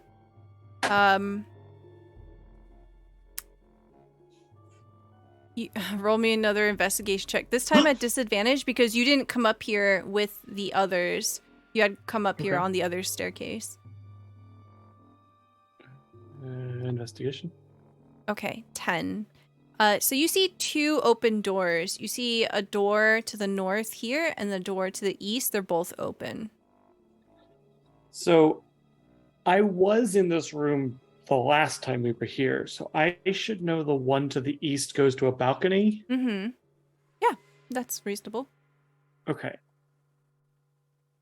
I don't think I can catch him if he went out on the balcony and just like dove off. So I'm going to go the other way in hopes that that's the way it went and that maybe I can follow it. Okay. So, Ricaria, you enter a very bloody kitchen. Is this your first time in this room? This is. Okay, yeah. You see that there's an open door above you, which leads into what looks like a meat locker. It is room temperature now. You see that there are 2 other doors. Kalik goes through the other northernmost one, and then there's one that leads out to a balcony. You see that there is evidence of butchering all around you. This is definitely like a kitchen. Meals have been prepared here before. It's mostly dirty. You don't see like any carcasses or anything like that, but you do see like prepared food. And it's all kind of nasty looking.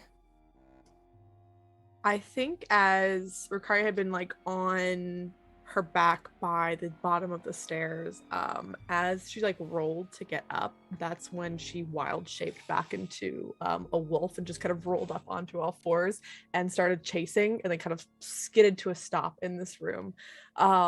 Looked around, nose to the floor, starts sniffing, trying to find any evidence. They don't know what they're looking for or what scent they're looking for, but I think they know maybe what Kalik smells like, and is going to try and follow that scent.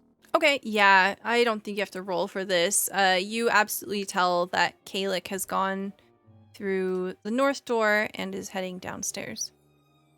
Yeah, they'll kind of sprint out the room, start running down, chasing. All right.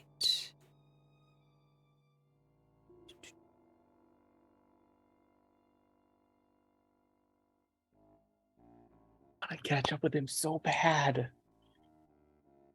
As you head down into this room here, you see that Bavlorna has come out of the pool, and you see that water is still dripping off of her.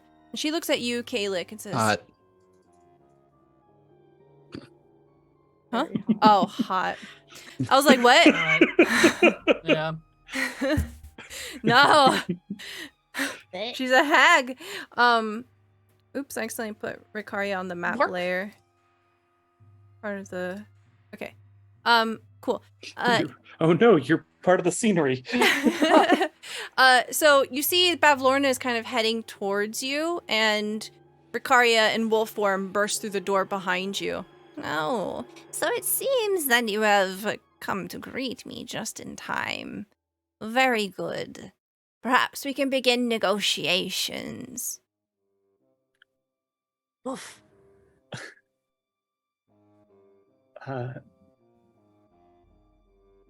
Living Shadow, did you see it come through here? I saw no shadow. What are you speaking of? Start tugging at Kalik's leg.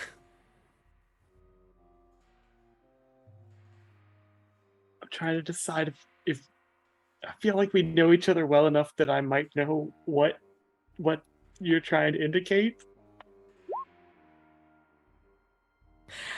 Is it a get out of here? It's more like kind of like grabbing onto your like the pant leg and just kind of shaking her head a little bit as like I pull, but like shake, shake, shake, pull, shake, shake, shake, pull. Probably like a don't say anything.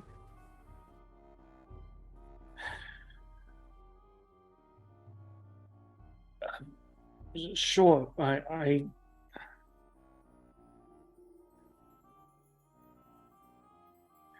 we had a negotiation to handle. It's clearly tough for Kalik to give up this chase.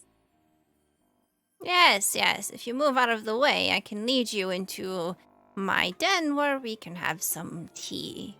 How does that sound? Not really thirsty, but lead the way.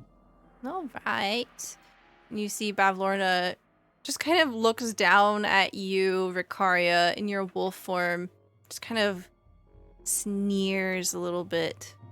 The ears flatten backwards. The canine shell is like a light growl. Fantastic. Okay. Start stalking. Yeah, move back into this room here. So we see Bavlorna kind of having you join her in the study. Meanwhile, there's so much stuff in here. So you look over the hoard and you see literally a list of lots of stuff that I'm going to paste here so I don't have to read it again. There we go. So there's a lot of stuff in here. There is a number of things. You definitely get the sense that the statue itself is magical. There's this bronze frog statue. And this magical darkness that is inside of its open mouth seems to suck the light out of the room. Veli's gonna go grab that flower pot. Okay. And, shove the will-o-wisp into the frog mouth. Okay. All right. As you do, as you put it into the mouth, you immediately feel it disappear from your hands. And instead, you feel as if your fingers are pushing through cool mud with eels swimming through it. There's something that enters your hand. All right. She grabs it and tries to pull it out. Okay. As you try to pull it out, your hand becomes kind of stuck. And you feel a compulsion to say something. What do you want to say?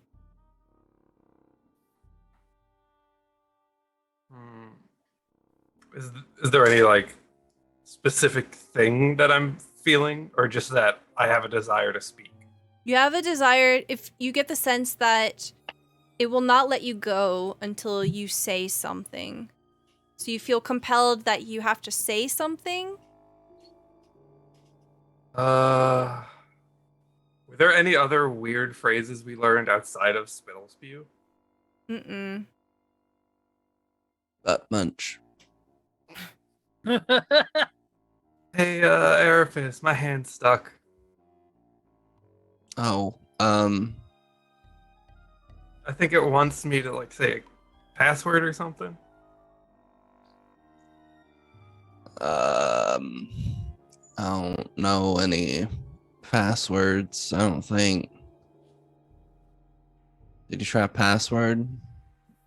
What's one of the name of Bavlorna's sisters? Player Emma doesn't remember. So you know one is named Scabatha, and one is Scabatha. Endolin. Endolin? She looks back at Frog. Scabatha looks like a pile of warts. Nothing happens. Damn it. Did you try Bavlorna, maybe? Bavlorna. Don't give me that look. Hold on, I have to reread this.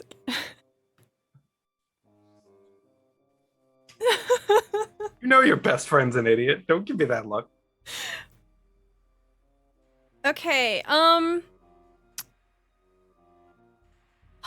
okay. You pull your hand out, and as you do, Oh no. you see in your hand is a Lornling. And you have like this mud dripping from your hands. The Lornling looks kind of fucked up. It looks like it's just waking up. Araphus, I think what you say is what you pull out.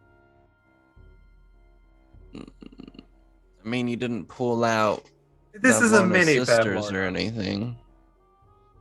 Stick your hand in there and say something. Something you're looking for. I mean, why don't you put your hand back in and you say something you're looking for? So I gotta figure out what to do with this thing. So, okay. one of my most favorite things in the whole wide world is taking pictures of cats right when they wake up because they look so fucked up. And that's the same exact look that this Lornling has. It's just like... Lavelli like pokes it with a talon in the belly a couple of times to wake it up. It's like, oh. Hey, wake up. Oh, what do you want? Something happened to one of your friends. Who are you? Are you my mother? Why do I exist? Lavelli looks at Araphus, walks over slowly, hands it to Araphus, and says, "Here, you like taking children." Do I? I'm a mushroom child. That's a different story. This here is your father. I don't know you. I'm Brat Matt. What's your name? I'm so hungry. All right, so hungry. What do you want to eat? What do you have? I got some dried meats. Do you have any gummies? Don't think those come with the rations that I buy. Oh. Lavelli puts her hand back into the frog mouth, Okay. and this time she says, "Kalik," and tries to pull something out. Nothing happens. Your Okay. arm gets stuck. It gets stuck. As you're like something appears in your hand, Okay. right? And if you try to pull it out, it doesn't work. Gummies.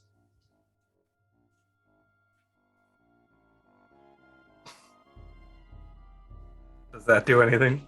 Hold on.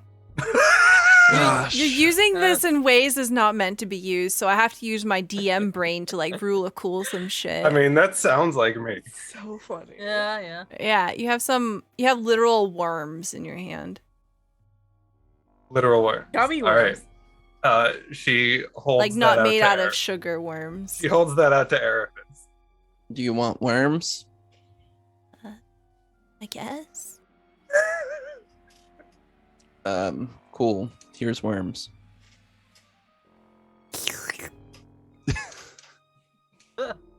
Meanwhile, Spaghetti.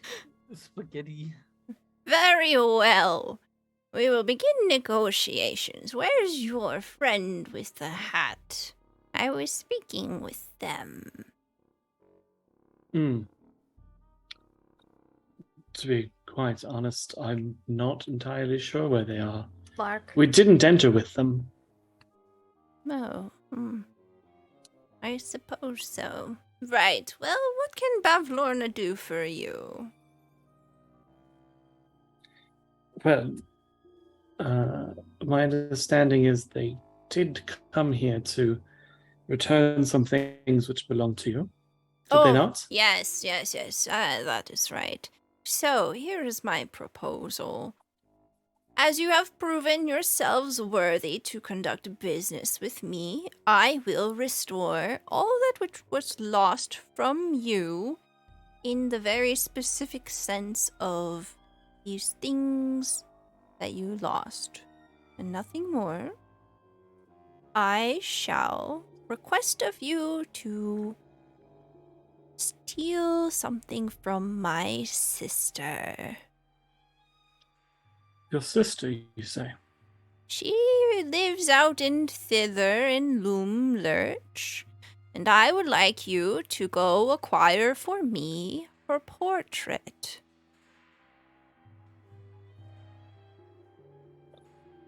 A portrait? Yes. And how will we know this portrait from any others that might be around?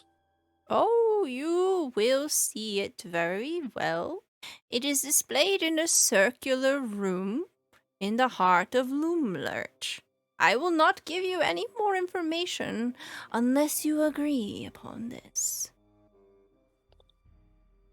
So, you'll return all the things that I and my traveling companions have lost in exchange for a portrait from your sister.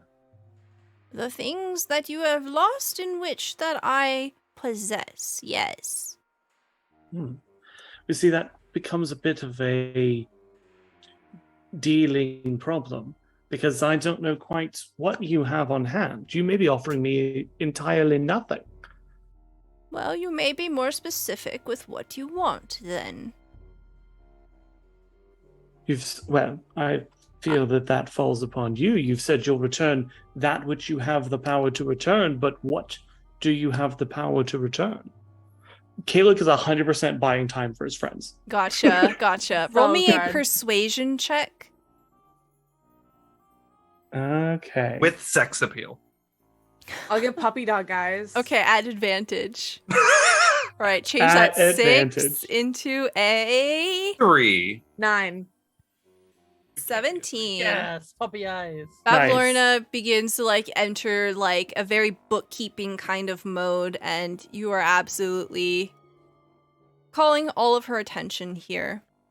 So As we return, yes, is Chester. Is Bev Lorna distracted enough for me to walk down the stairs without her noticing?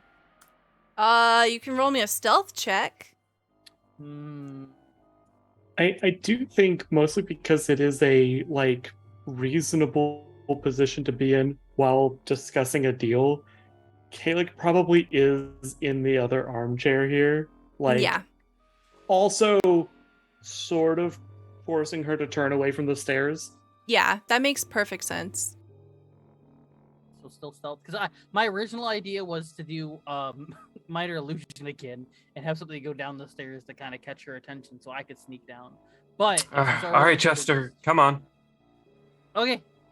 And Lavelli starts walking towards the balcony. Where are you going? What if she's down there, it. Chester? We gotta go the other way. Araphus can keep looking Is around there a up way here. to get to her room from there without? It'll be a bit of a trip, but we'll be fine. What was the frog knight's name? Morgort. All right, Morwart. If you hear us start shouting, you'll know to come down. Excellent. I am prepared for any incursion, and I will assist you with my life. Lavelli steps onto the balcony and holds a hand out to Chester. I mean, things have gone well before with you trying to drag me places. So, I suppose. Okay. Where is your intended location? She wants to glide down to the balcony with the 3 cages. Ooh, okay. Go ahead and roll me an athletics check. Nat 1, drop Chester in the water. No. No. No. Athletics. Ooh. Okay. A 10. Middle of the road. Roll me a dexterity saving throw, Chester. Dexterity save. Mm-hmm. Okay, 17. So we see a very precarious descent here. Lavelli, you do not feel very confident about this. You're pretty sure you're going to drop Chester. But Chester, you do something to keep your hold and keep yourself from falling. What do you want to do? Finally did the trapeze. Yeah, I was gonna say probably something acrobatic. I probably did something that harkened back to something you would see at the circus.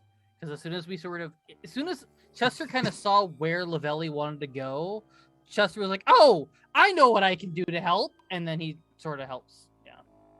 Okay. Yeah, absolutely. And the two of you land with a bit of a creak onto the balcony here with the cages. You're now on the 2nd floor. All right, let's hurry back to the meeting room. Okay. Okay. Meanwhile, cut back over to Araphus. This messed up looking Lornling is just kind of slurping and pushing worms into its mouth, and it looks up at you. Now what? What do I do with my existence now that I've sated my hunger?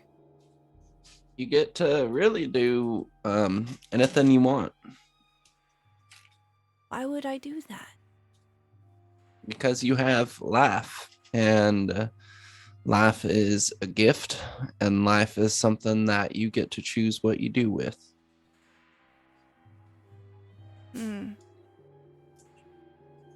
Like with my life, I'm gonna look for something in these rooms that's important, but I don't know what it is. Oh, that sounds like a predicament. It is. I'm just kind of hoping I'll know it when I see it. Oh. Okay. And it just kind of chills out in your hand. All right, yeah, you just hang there. And Araphus is going to be looking around. Okay, you see the same stuff. A white porcelain jar with chicken legs, a fancy helmet, a 5-foot giant bronze frog statue, and then just a bunch of junk. And none of it seems to be calling to me. The frog statue's calling to you. You can stick your God hand damn in it. there. I get another baby. I'm going to stick my hand in there. Okay. As you do, you find the same thing. Your hand goes in, and it's almost as if you're reaching around inside of mud. You can feel eels sliding over your arm and your fingers, and you grab hold of something solid. And as you're trying to pull it out, your arm is stuck, and you feel as if you're compelled to say something. And in this moment, the Lornling that was created out of nothingness reaches down to its belt, pulls out a dagger, stabs you, and runs away. You've drawn the rogue card. That's your nemesis. I'm proud of you for doing what you want to do with your life. Be free, my child. Be free. I love that I could orchestrate this. So you take 1 point of damage. I forgot about that card that I drew. Yeah. So good. I'm so proud. What I'm missing. You say what I'm missing? Yeah. Okay. You pull your hand out, and It's a Band-Aid. Yeah. Blood. It's just blood. Ah. Muddy blood. Muddy blood.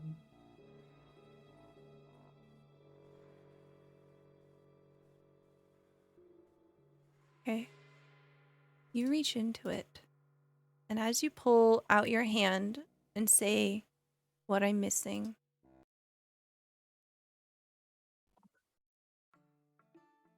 see a flash of light washing over you.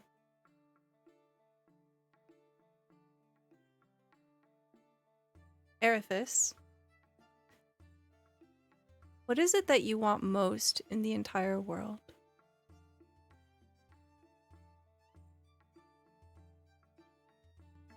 To be with my family?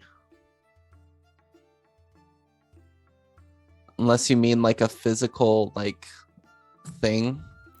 As you remove your hand, it's dripping in mud, and you realize that there are sunbeams trying to escape between your fingers. As you open your palm, the light washes over the entire screen, and we see you transported somewhere else. What does home look like? It's nothing crazy impressive. It's small, like 2-story farmhouse. Upstairs is largely for the kiddos. Downstairs is where my wife and I stay, and we've got the kitchen and small little table for us all to eat at together. Outside, we've got a small little garden that largely my wife tends to, some tomatoes, potatoes, onions, few herbs. And then we've got large, most of the time I describe it as like a sunroom. It's where we nurture the silkworms, grow plants that they can eat, and kids were never allowed there, before, but I caught them watching me quite often. Just curious. Spent a lot of my days there taking care of the silkworms, and a few times when I caught my kiddos watching, I would show them what needs to be done. Araphus, Oh, yeah. as you're kind of thinking of home, remembering what it looks like, you reach to touch something and you realize it's solid. The smell of the bog slowly sinks away from you. No longer do you hear croaking and buzzing. It's almost silent. And you swear you can hear laughter outside. You're actually in your home. We're here.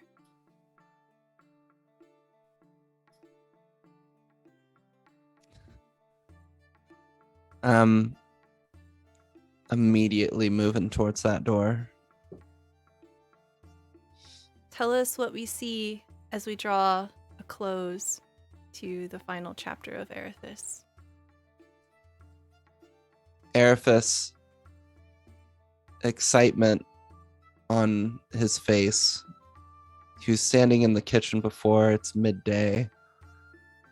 There's noise outside as two teenagers now are laughing. A woman's voice calls out to them, telling them to calm down, to get back to work, to not mess anything up for their dad. Araphus opens the door and a flood of light encompasses him as he steps outside, a rare smile on his face. He calls out to his children,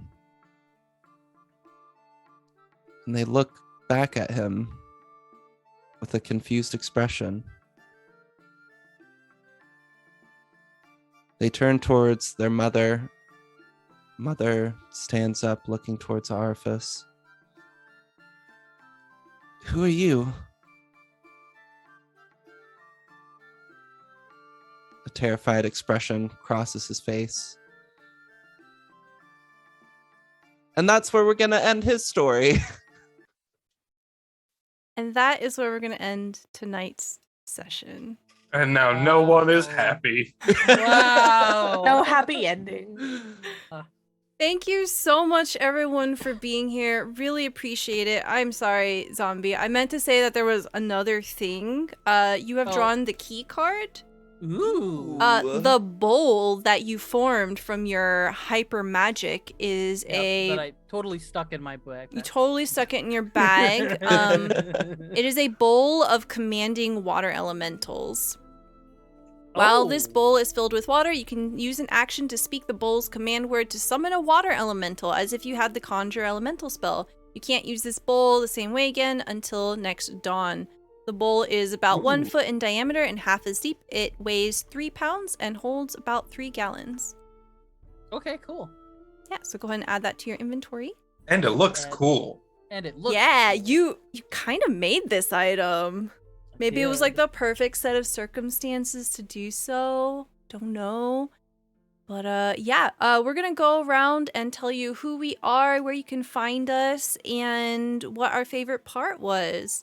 And we will start off with Piper. Hi everyone, I'm Piper, aka Peppa, aka Matihi, and you can find me on my channel at Matihi on Twitch, and of course Maddie Matihi on Twitter. I'm doing a lot of things. Tomorrow I've got a game, a brand new game called Titan Effect. It is going to be a good time. It's over on Todd Moon Bounce's channel. It's going to be a lot of fun. I play a big lizard lady, very hot, probably will step on people. It's a great time. And oh god, what else? So we've moved our charity stream to the 13th of August on Saturday. We'll be doing part 3 of Legends of the Stellar Sea Dogs over on my channel as well. Of course, run by Silver Bulette. And it's going to be last part, but it's going to be a great time for great causes. And also, starting in probably the beginning of September, depending on how schedules work out, it'll be the first official session of What We Do in the Shallows.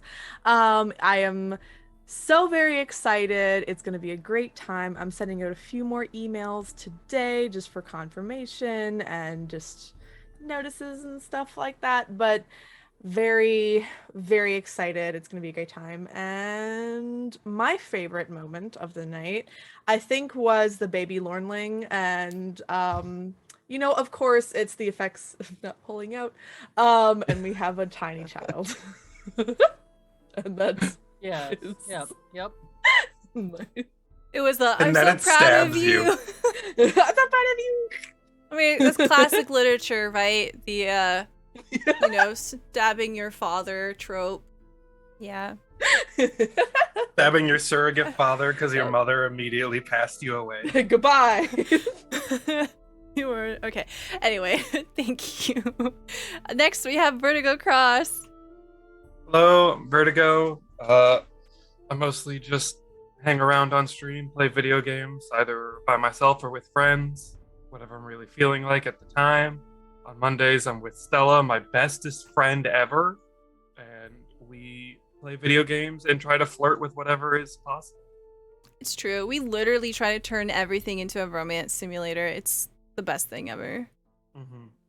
Yeah, Because Resident of Evil you, Dead 2. by Daylight is getting a dating sim. Yeah, it was literally just because of me. Like, that's how thirsty I am. Yep.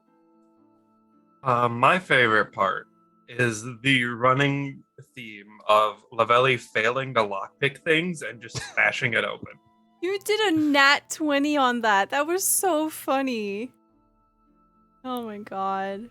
Just in time to watch that Lornling die. Thank you. I did it for you, Stella. Next we have Zombie. Hello, I'm Jacob. I'm Zombie IMZ. I am whatever those names that call me. I'm the lore keeper and Captain Z of the Good Ship Clip. I probably do too many clips, so that's up to your own discretion.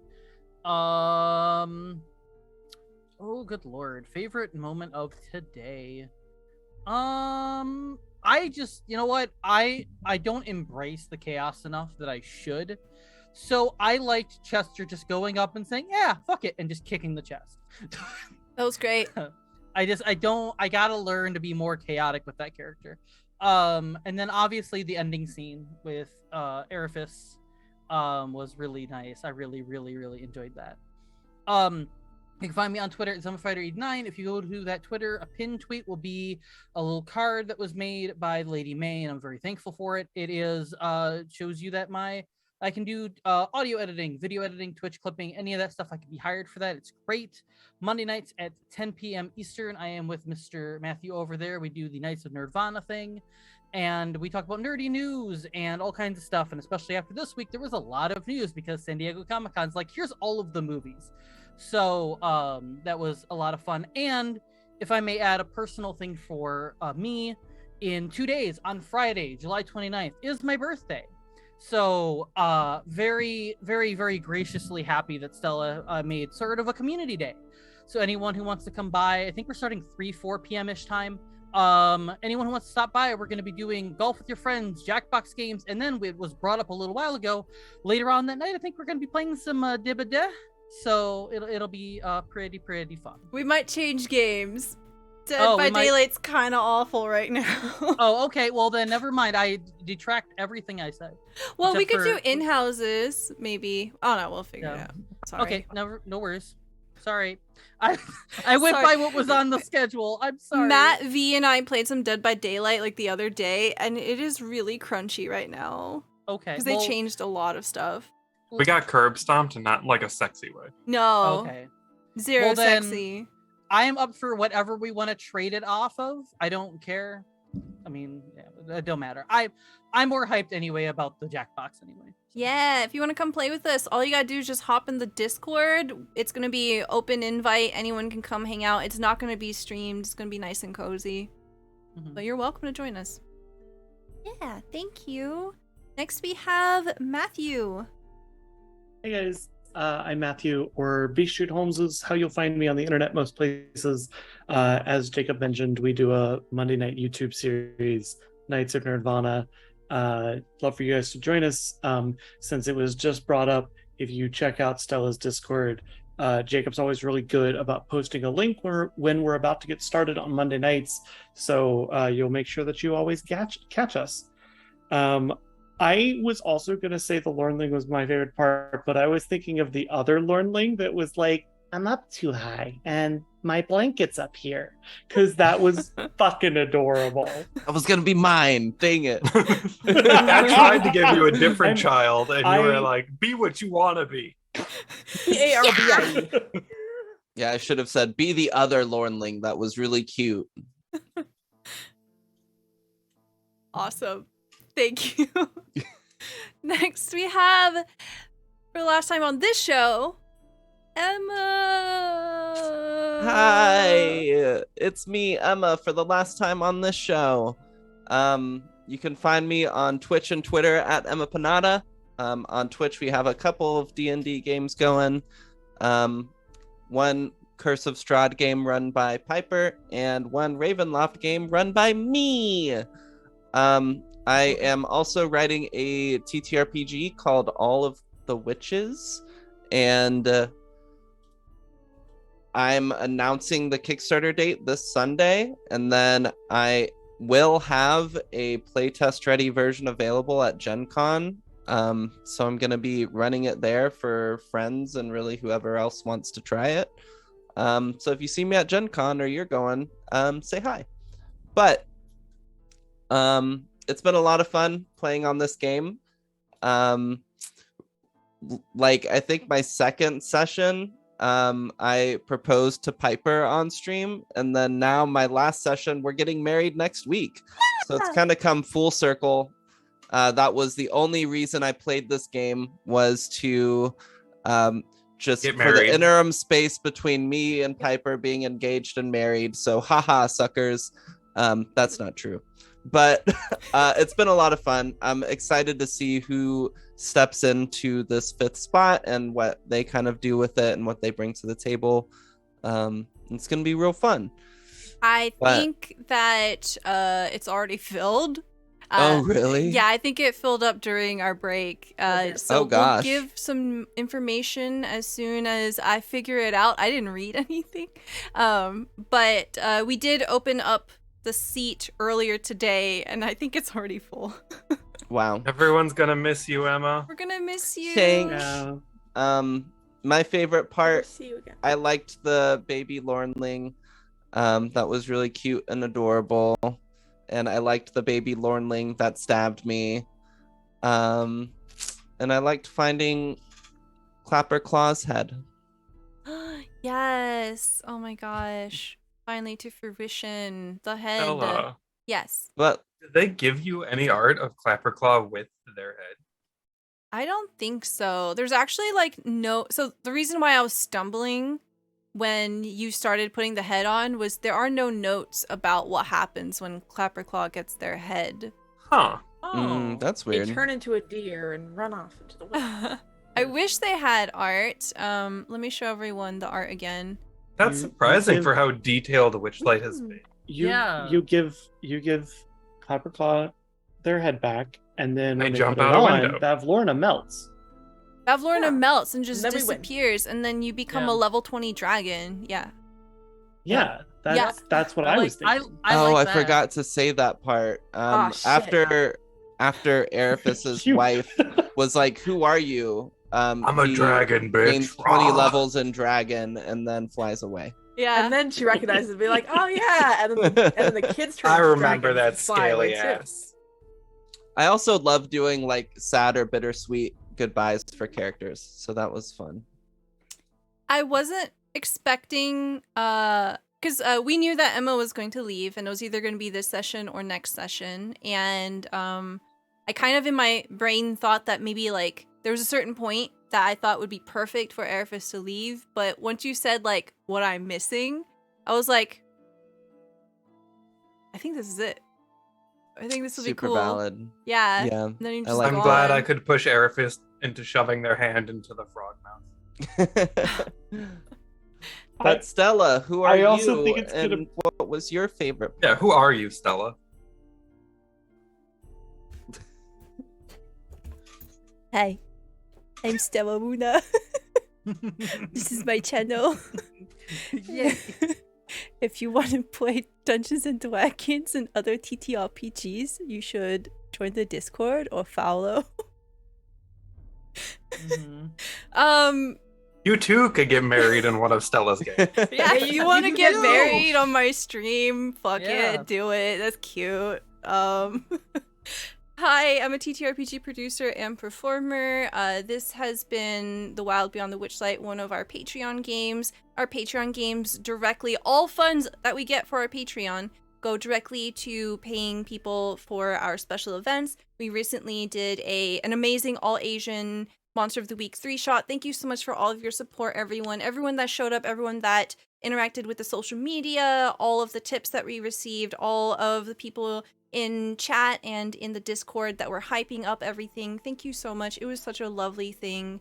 And I know that it literally changed the lives of everyone that was in that game. So I want to also say thank you to everyone here on the screen, because you also literally made it happen with your support. So thank you very much. That is a game that I'm going to remember for the rest of my life. Also, if you like Dungeons and Dragons, just join the Discord. You can sign up and play some game. Ooh. All right. You What was your favorite part? Oh, fuck. I was trying to stall and be like, and that's all, folks. Bye. I don't know why I ask y'all this question, because it's the hardest question You ever. always try to like end the stream before you can get. It's on purpose. I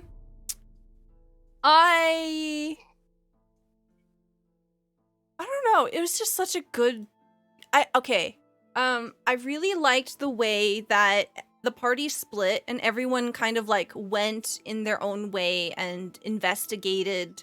Like, it made sense that with all the decisions that all the characters made. And I thought it was really cool how everything kind of lined up with the different parts that were moving, like kind of meeting up in the hallways and just kind of rotating around the house. We explored every room of Bavlorna's house, which was really cool. I was a little bummed because I thought like that wasn't going to be a thing. But you literally like discovered a lot of stuff. Maybe there's a few secrets left, but you did go into every single room, which was really cool. And that's my favorite part. And we looted as much as we could. That you are awesome players. That 100%ed a dungeon map. Yeah. It's a cool map. We did it! Woo! Okay. Next session, we get to watch Kalik make a deal with a hag, something he absolutely loves. I know, that's amazing. The thing that Kalik wants to avoid doing at all costs is what you're doing to stall for time. Yep. Uh-huh. Yeah. He's like I tried to portray it. Right now, he's just trying to dig as deep into the legalese as possible to delay having to actually agree to anything. This whole campaign is just curb your enthusiasm for Kalik. It's all Kalik having a nightmare. Like, from the very first session to now, he's just getting in a progressively worse nightmare. It's true.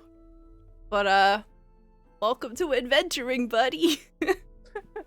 Where you get trauma with friends. Trauma and friends. Ooh, Trauma with Friends. That's a great name for a D&D stream. Yeah. Yeah. So we'll be back in 2 weeks. In the meantime, if you want to say hi to myself, Piper, or Hi. Emma, hey. Hi. We will be at Gen Con together, so please don't be shy. Say hello. Let me give you a sticker and a business card. I And also have stickers and business cards. we're so ready. I will give you an idle stare. All right, that's going to be it for us, everyone. Thank you so much for being here. Please come check out twitch.tv/theladymay this Saturday at 9 p.m. Eastern Time. That's the premiere. I'm going to be dungeon mastering a brand new game. It is called Sovereign. It is Arthurian legend inspired. It's all about curses. It's all about loving people that you're not supposed to love. It's about hot buff ladies with swords. What else could you want? You know, just so it would really, really mean the world to me if you can come by, say hi, and check out what we've been working really, really hard on. And that's going to be it. Thank you so much, everyone. Have a good night. Bye-bye. Bye.